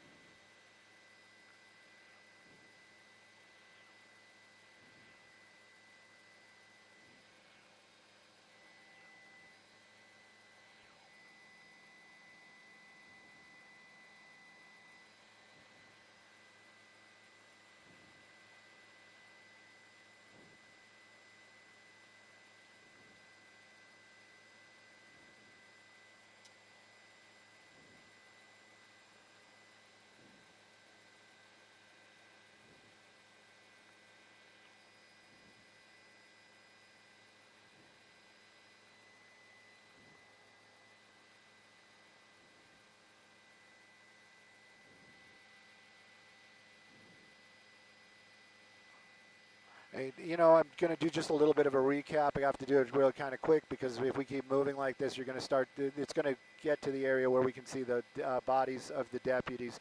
That is the vehicle where they were working around when this explosion happened, right around 7:25 this morning. And we know that one deputy was taken to a local hospital and 3 others passed here on scene. You can see a little bit of broken glass. I know the shot is very blurry. We're up at 5,500 feet looking down through a temporary TFR. And then you see that thing that is kind of sitting there, that tan thing in the roadway. If this is the first time you're tuning in, we believe that that was part of what was going on when that explosion happened, and it actually flew and hit the back of this deputy's SUV, shattering the rear windows. None of the other windows are broken in this area. Now you see some of these officers down there with the darker uniforms. Some of them might be firefighters, but that group that we see right there, that's going to be the LAPD bomb squad. And they have been basically making their way over to the scene and basically de-escalating every time they go there. The very, very first time they were in a heavy, heavy bomb suit. There was one officer in one of their bomb suits, and they basically had made their way over there, did a little bit of an inspection. A few minutes later, maybe half an hour, you saw two of their law enforcement, but with less of that protective gear on, and then basically just keep going and going and going, making their way over there to do that inspection to see if that area is safe. That is what they're doing. They have to make sure that if there is any explosives in that area, that it is going to be safe for this investigation to start, and sadly to say, for the removal of those deputies' bodies that are still here on scene. You can see LAPD bringing in their command vehicles, those two black trucks that you see in the center of the screen, the big one and then the smaller one right there. And then, of course, when we were here right around 7:30 this morning, one of the first responders that we saw come to this location after LA City Fire Department were these white trucks. And I did say early on, unconfirmed, maybe not as professional as I should have been, but I did say that these were LAPD bomb squad officials making their way here to the scene. Their vehicles unmarked. I just went by what they looked like, and I knew that that is the typical LAPD bomb squad. So they were one of the first ones to respond out here. Were they asked to help? Were they just helping because they knew that this had happened? You know what? All of that really doesn't make any difference, because the Sheriff's Department welcomed their appearance out here to start to basically make this place safe for the investigation. The other people that we've been seeing come in here, it's very difficult to see from this altitude, but you can see basically black shirts, yellow writing. Some of that's ATF, some of that is FBI. They've made their way out here as well. I heard Sandra and Roxia talking earlier on about the fact that the Homeland Security was going to send some people out here also helping with the investigation, not because they thought that this was some sort of malice happening out here, but just because they need to be out here. They have to figure out what happened. They got to make sure there was no malice, which we do not believe there was. And then we have to find out how this happened, why this happened, what were they handling, why did it explode. There's so many questions that still need to be answered, and that is what we're looking at right there, is the beginnings of that long and lengthy investigation. Now, the fire truck that we see right there probably was one of the first ones here on scene. Not sure if he came from the training facility and or the local fire department, but that is an LA County fire truck, and it has been here since we arrived. This was already here on scene when we arrived, and then also that ambulance that's still out here that has also been here since the beginning of that tragedy that happened at the Biscayne Training Center. Now, we did see a lot of people leave the area. They were basically evacuated, and or it was one of those, if you don't have to be here, you need to leave. If you work here today and you are not here, do not come into work, because there is nothing that you can do in this location. So anytime you see a person walking around down there, any of you see any movement, you know that those people were here or need to be here because of what happened. Sheriff's Department, even though this is the training facility, and SEB, they brought in their mobile command post. Something else that I noticed earlier on, just kind of to fill space, is the equestrian units. Now, when we first arrived out here, I noticed that they were actually, the trailers were here, the horses were out, so they were actually out here doing some sort of training as well. They moved the trailers, but they have not left the area, possibly because they might have fallen into it, even though they're going to call it a crime scene, because this is an area that needs to be investigated. So they were told not to leave. That's what I'm guessing is going on down there.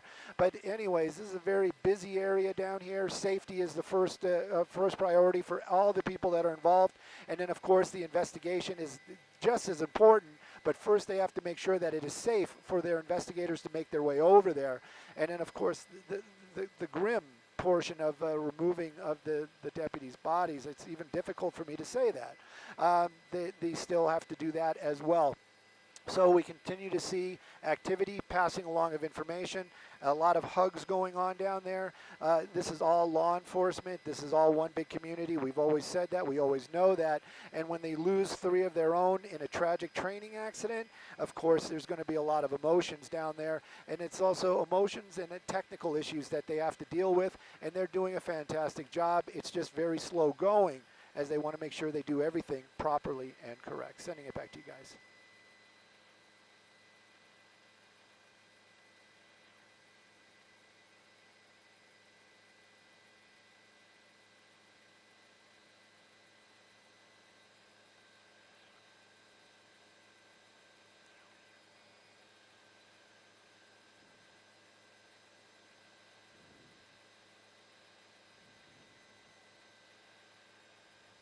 It definitely that these they're so, my God, the net of information that they have to toss and look into. And again, we don't even really know what happened. We know that there was an explosion. What exploded, we don't know. Right now, you can see these guys. I know it's a little difficult to see. Let me get out of the digital double, or maybe you can still make out what's going on down there. But those are going to be, I would venture to say, let's just call them bomb techs and investigators. They are actually putting down markers where there is evidence from that explosion.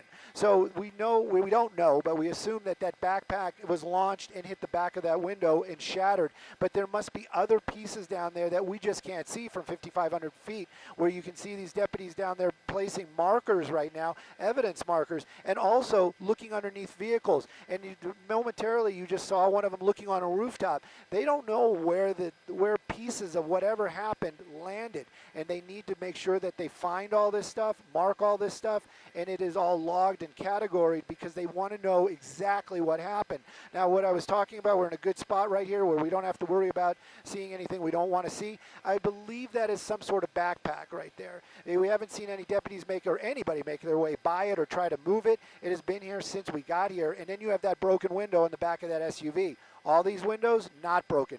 No other windows broken. So it makes me think that that was something that was over by those deputies or with those deputies when that explosion happened, got launched, hit the back of that truck right there, shattered the window.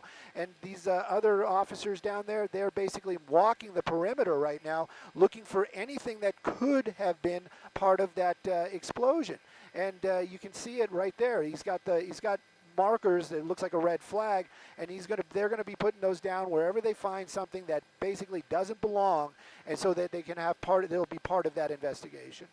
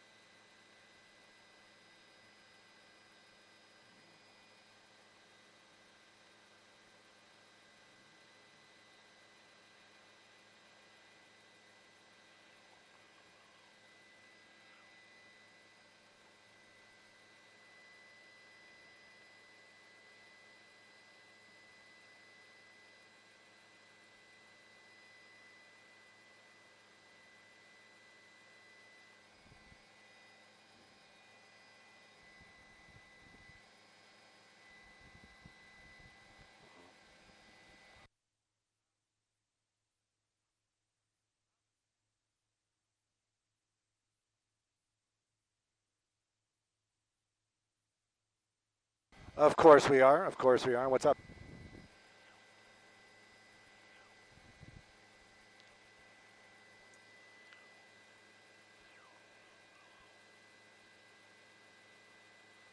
Cool. Thank you. Appreciate that. Thank you, Kevin.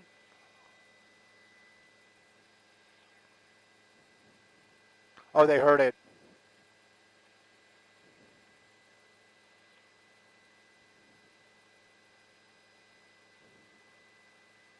Cool.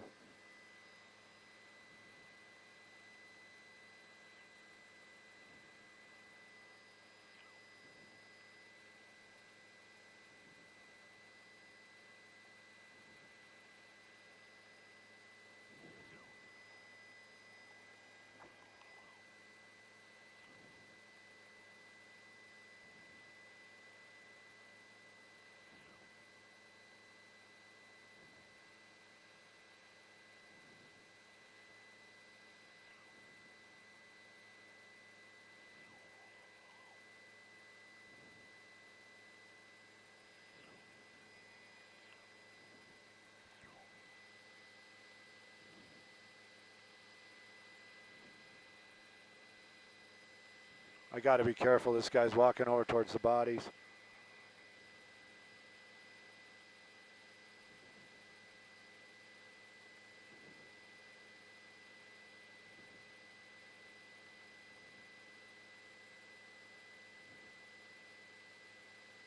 Yeah, the truck's in the shot.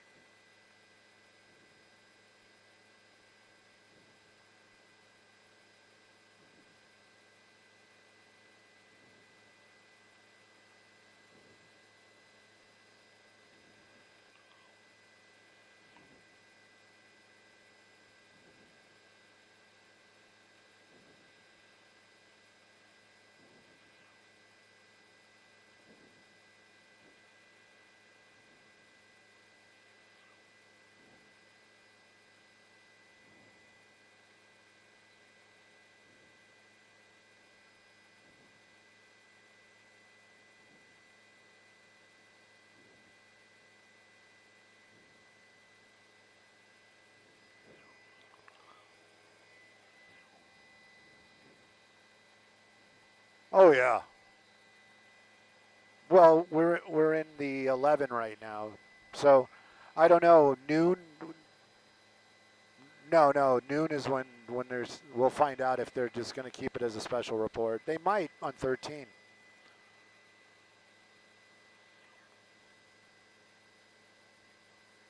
IFB, it's back. Thank you.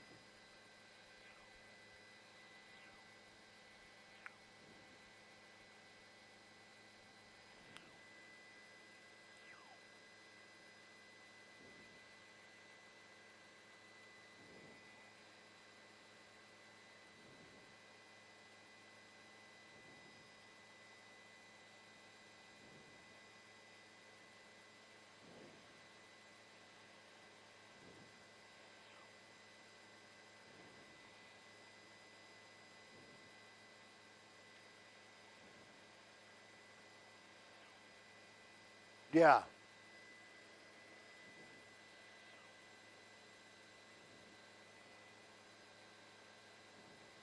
Where am I? Oh, there I am. Okay.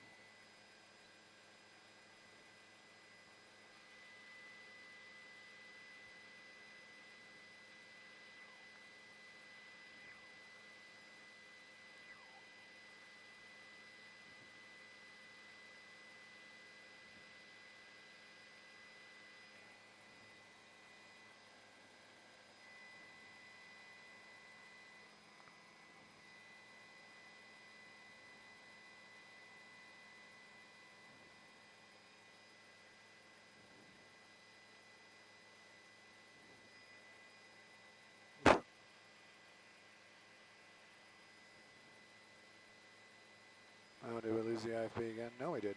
What happened?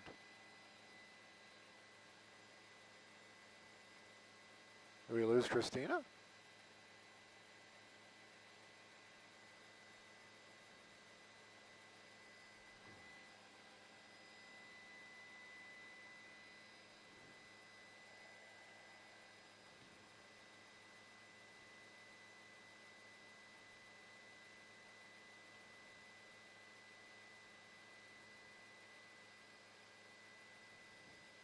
I don't know what happened to the IFB. I think I'm hearing something else. Somebody switched it. No, it is, but I don't hear anybody. Yeah, I hear you, but I just heard the breaking news sting. Oh, okay. I wish I could hear it. Is it a press conference? Oh, well. Not a big deal. Oh, okay. Oh, it's just Mario. Wonder why I can't hear him. I heard Mario earlier. I'm stretching my legs. My foot fell asleep. Can't imagine what you're dealing with. I'm sorry, man.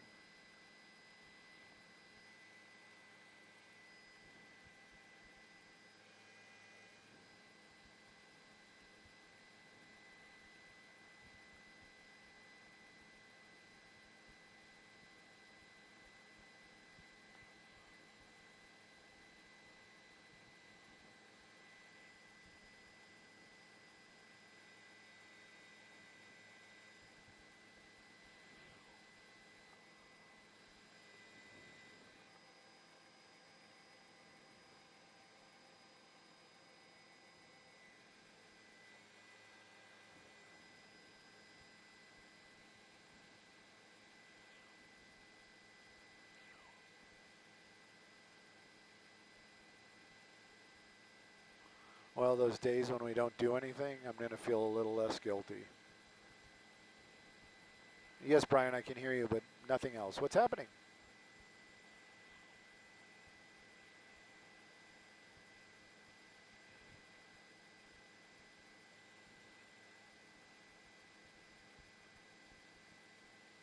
Cabio, just a recap of what's happening.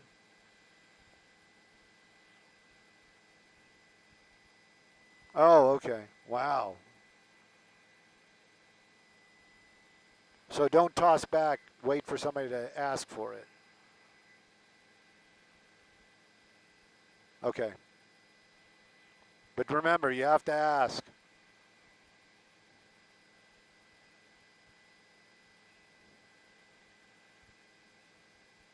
Perfect. Oh.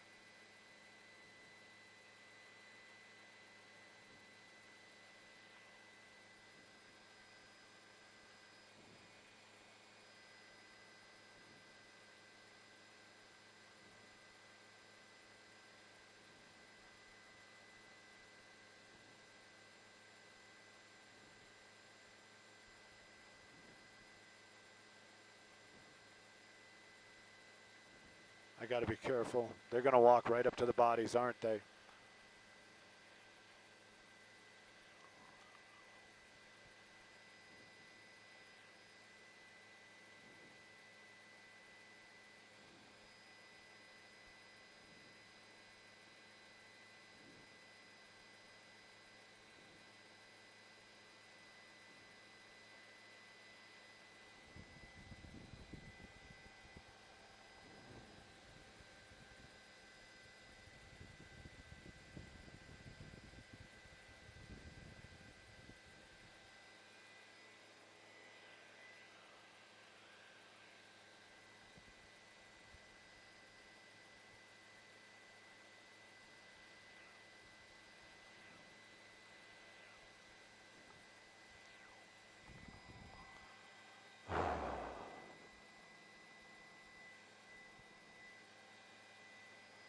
How much more time do we have?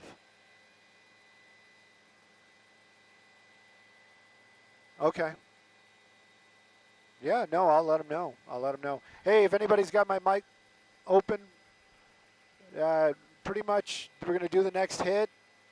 If there's some banter, it's not a hard out, but after that, we need to leave for fuel, for fuel, for fuel.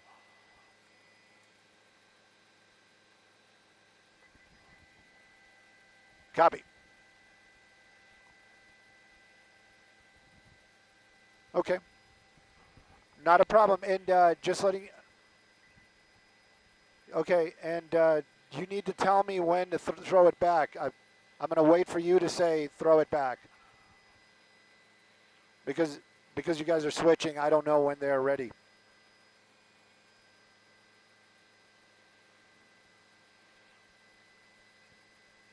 Copy all.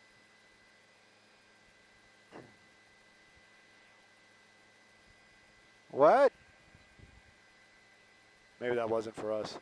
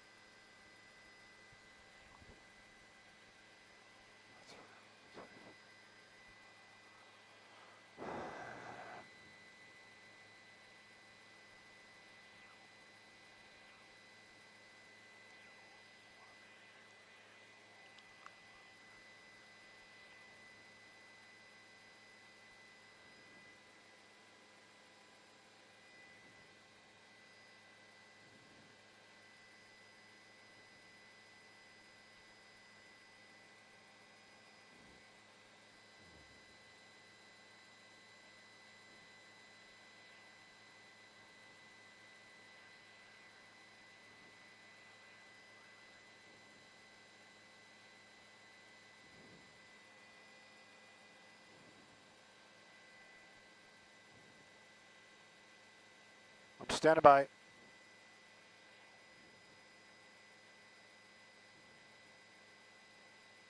I'm standing by. You heard me, right?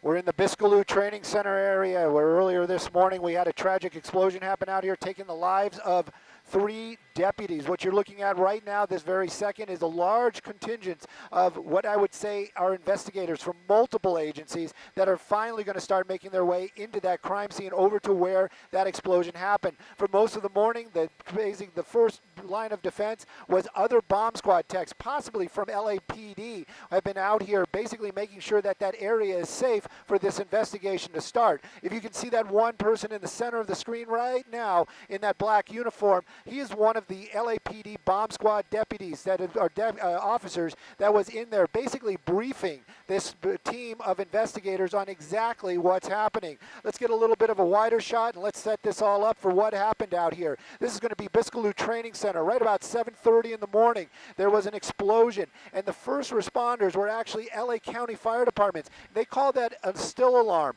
basically meaning that they were self-dispatched. They heard the explosion and basically came from their fire department that is right here just across the street. Clearly that explosion got attention of other deputies. They made their way in. First responders, being LA County Fire Department and paramedics, they did what they could for those 3, but sad to say 3 of them had passed away here on scene. One was taken to a local hospital. Their person's condition unknown to us right now. We have a press conference coming up right around 12 o'clock, 11:45, and when that happens, we'll probably get some some answers. Hopefully that deputy will be okay. Some things that we can tell you about. We can tell you that there's been a huge response out here from multiple agencies. And when I say multiple agencies, FBI, ATF, Homeland Security, LAPD, and of course anybody else that may be in the area that could help. But this is a training facility, and now it is a lockdown crime scene. They moved a lot of the folks out of here. There's also other things happening on this facility, not just training. This is an area they call SEB. This is the Information Bureau area. So they had a lot of what we call suits, executives in the area. All of them, either if they were not at work already, they were not allowed. Other ones, even when we arrived, right around 7:30, shortly after 7:30, we saw a lot of folks leaving the area in a rush in civilian vehicles. So what's going on now? Well, the investigation's just going to start getting underway. They're going to try to figure out exactly how this explosion happened and make sure that it never happens again. Sorry about that. I had to jump into the double real quick. Let me show you a little piece of evidence that we have been focusing on, that I'm sure the detectives are going to know a lot more about, and also some of the damage that's going on. When you talk about a huge explosion, especially one taking the life of 3 deputies, you'd think that there'd be a huge debris field, busted out windows. Apparently not so much on this one. Don't know what type of explosion it was, but Christina Gonzalez talking to somebody almost a mile away, talking about the heavy concussion that they heard. And then, of course, reverberation. That means that echo effect. So this was a big explosion, a lot of movement of air. What I'm showing you right there in the center of the screen, we believe to be something from that group when this explosion happened. Maybe a backpack, maybe something else, but believe me that was basically thrown into the back of the window of that SUV right there. You can see a little bit of glass on the ground. I have to excuse the quality of the pictures, but believe me, this is the best we can do. They have us up at 5,500 feet looking down at this location. So that's about the only other damage that we have seen out here since we arrived. We don't see a lot of broken glass, but we do know it did take the life of those 3 deputies. Now the investigation, very slow moving, like I've said. This started right around 7:25. That's when the fire station over here, LA County Fire, said we heard an explosion. We're going to go investigate. So it's been a couple of hours, and right now is the time where they are starting that slow and meticulous investigation on exactly what happened. That group that you see there, they're the ones that are actually going to do that investigation. And again, possibly, we can't say for sure because we are at 5,500 feet, but I would venture to say it's going to be the Sheriff's Department, LAPD, FBI, ATF, and then maybe even Homeland Security in there. They're all going to start doing this investigation because they want to make sure whatever happened here never happens again. We lose no law enforcement over something that might have been able to avoid, especially some type of explosion. Now, there's been talk, because this is a training facility out here, this is the Biscaloo training facility, they've been saying that this was some sort of training exercise. Well, we don't really know that for sure. What we do know, there was an explosion. Were they moving explosives? Did they know this? All those type of questions, hopefully some of them will be answered in the 12 o'clock hour. But right now, I can tell you the investigation very slow moving, very methodical out here. And LA County Fire, they've been here since that explosion happened. They're going to probably be here till it's over. Also, we know for a fact from the past that this involves the death of deputies. Those 3 deputies, you know there's going to be respect and also maybe a procession. So this is going to be going on for quite some time. Again, though, our hearts go out to the family members, the direct family members, and of course the law enforcement also losing 3 of their own today. And this area basically been an area where everybody's been very focused, working on a common goal to figure out what happened, make this not happen ever again, and then of course also grief over the loss of those 3 deputies. I'm not sure if you guys are in the other studio as of yet, but if you are, please let me know. Otherwise, I'm just going to keep on. Okay, you guys are there. Sorry, I didn't know, but please go on and take it from here.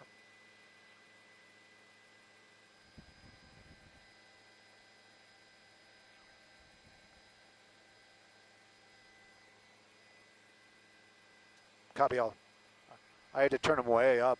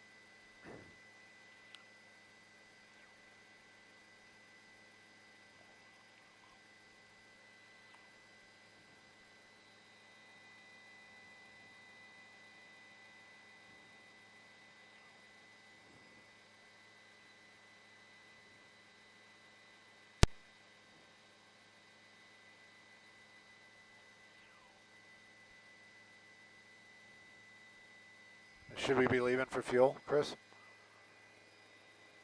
Yeah, that's what I thought too, but I guess they're not. But if we can go for fuel, we need to go for fuel.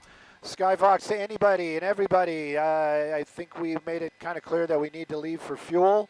We're stretching it right now, but we would like to go for fuel. We can return ASAP, but we need to go for fuel. Did I make it clear that we need to go for fuel? I'm not sure. I think we did. Nobody's talking. Okay, cool. Thank you.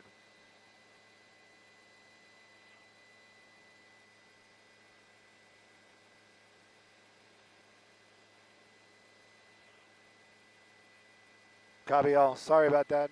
You know, it's facts of life. Facts of chopper.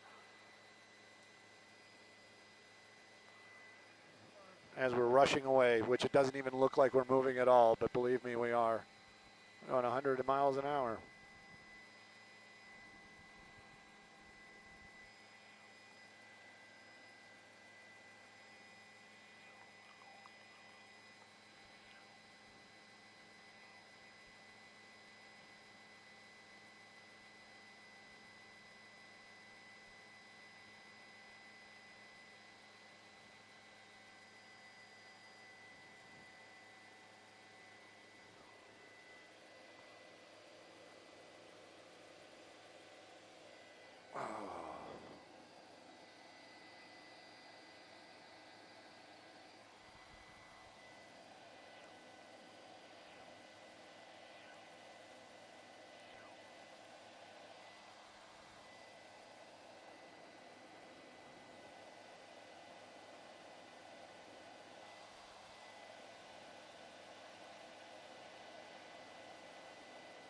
Didn't hear a thing.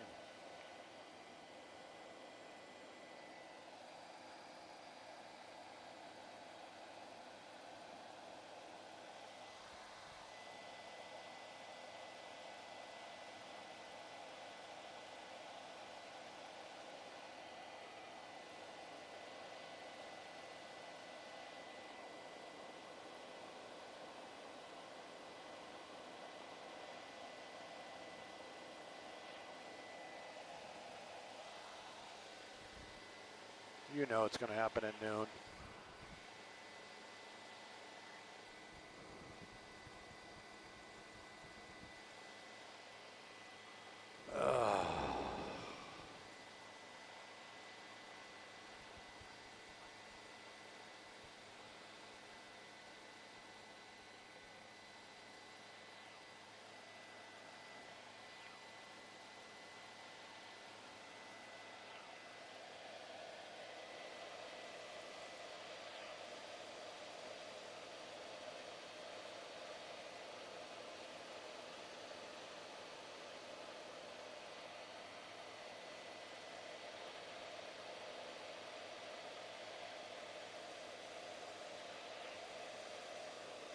I am very thankful for whoever was working on approach today that allowed us to be up there.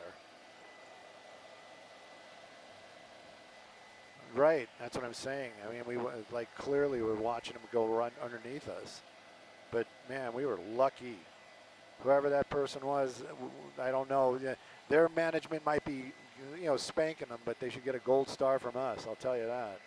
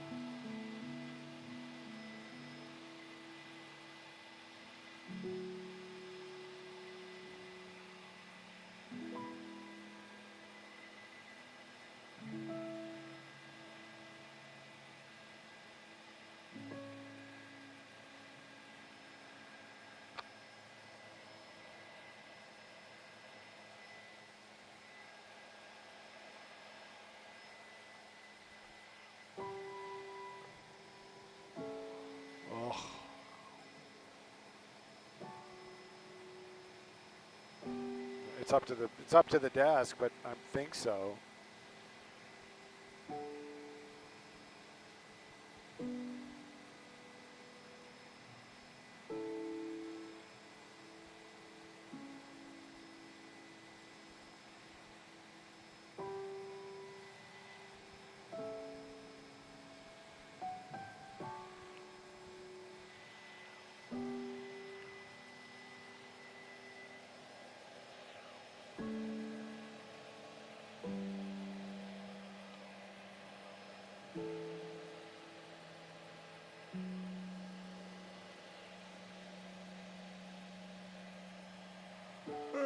If I'm quiet, it's because I'm exhausted.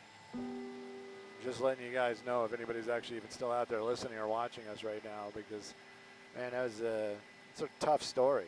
That's a tough story. And there's a good possibility we're just going to go get fuel and then just go right back out there. So, and then on top of it, you know, it's like you guys might look at it like, man, you're flying around in a helicopter. How cool is it? But, you know, I've been flying around in a helicopter since the 90s. Not saying that I don't appreciate it. I love my job. I do. But it's the same thing. It's like if somebody said to me, hey, Stu, we'll give you this amount of money, take this 1982 Toyota pickup truck and drive to New York and back, I'd be all about it.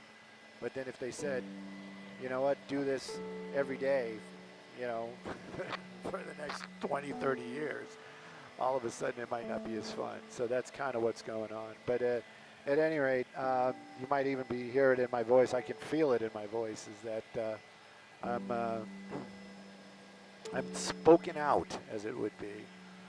But we're on our way back to Van Nuys. We're going to get some fuel. If we do go back up, I'm already been in contact with Jeremy. Who's Jeremy, Stu? Jeremy is the guy that brings you the leveling out, as it would be. He's the guy that pushes the button down there at the station. And he's like George Jetson. And but anyways, we'll see if we'll see what we can see. We do not know. I bet you a lot of this stuff will be done telephonically. So decisions will be made, actions will be done, broadcasts might be made. So stay tuned. Thank you for hanging out with us.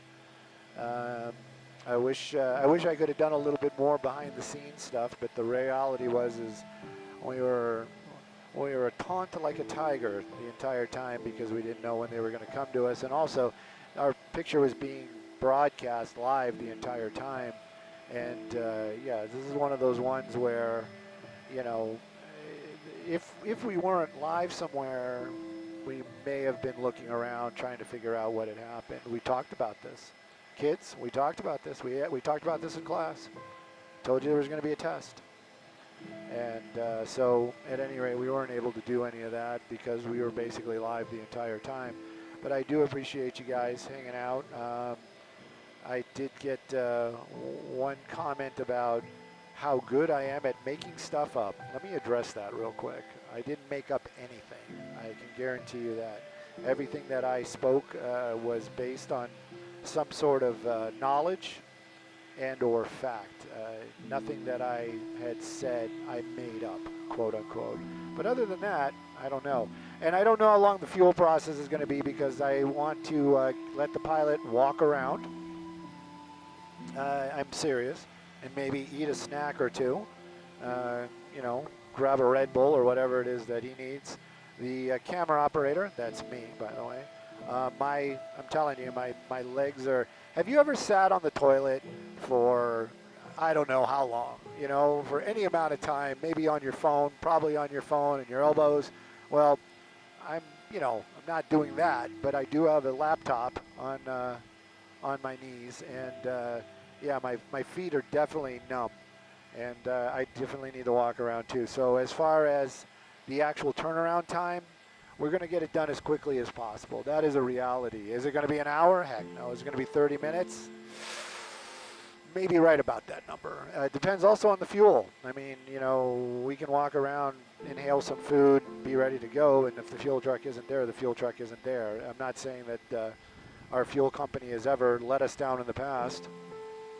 There's that long pause. What does that mean? You figure that out. But at any rate, I'm sure calls have been made. Fuel truck is probably en route. So I venture to say probably right around the 30-minute area. And that also is depending upon if they send us back. They, you know, the assignment desk might be like, yeah, don't worry about it. Nothing much is changing. They aren't going to move the bodies. We're just going to, you know, you guys have been flying forever. We're going to save the hours. I don't know. That's what I'm saying. That's a long way of saying I don't know, and I'm giving you the reasons why I'm saying I don't know. I just didn't make up why I don't know. So, anyways. All right. We're getting very, very close. I'm going to keep it. I'm going to keep the picture up, but I am going to shut the audio off because my voice needs a little bit of a rest, and I'll, you know, we'll get you almost all the way to the ground, and then we're going to knock it down. That's for Jeremy. That's for you guys that are still hanging with us, and I appreciate it. And thanks. I wish I had more time with you. I'm being serious about that. And also at 5,500 feet, I had no phone service. Trust me, my phone was SOS the entire time. I was getting every now and then I'd get some information, and I was trying to say thank you. And etc., but I wasn't able to because I couldn't even get a text out, and definitely wasn't going to get YouTube. And I said I didn't want to talk, and here I'm still talking. Anyways, guys, we're going to be landing here in just a moment. We're going to wait till we get on the ground, give them a shot of this really nifty plane and a skid. Look at that. Oh, man, he's doing it. He's like right above us. Oh, my gosh. All right. All right, I'm going to go ahead and knock it down before we get on the ground, and thank you guys. We'll chat with you soon. And thank you.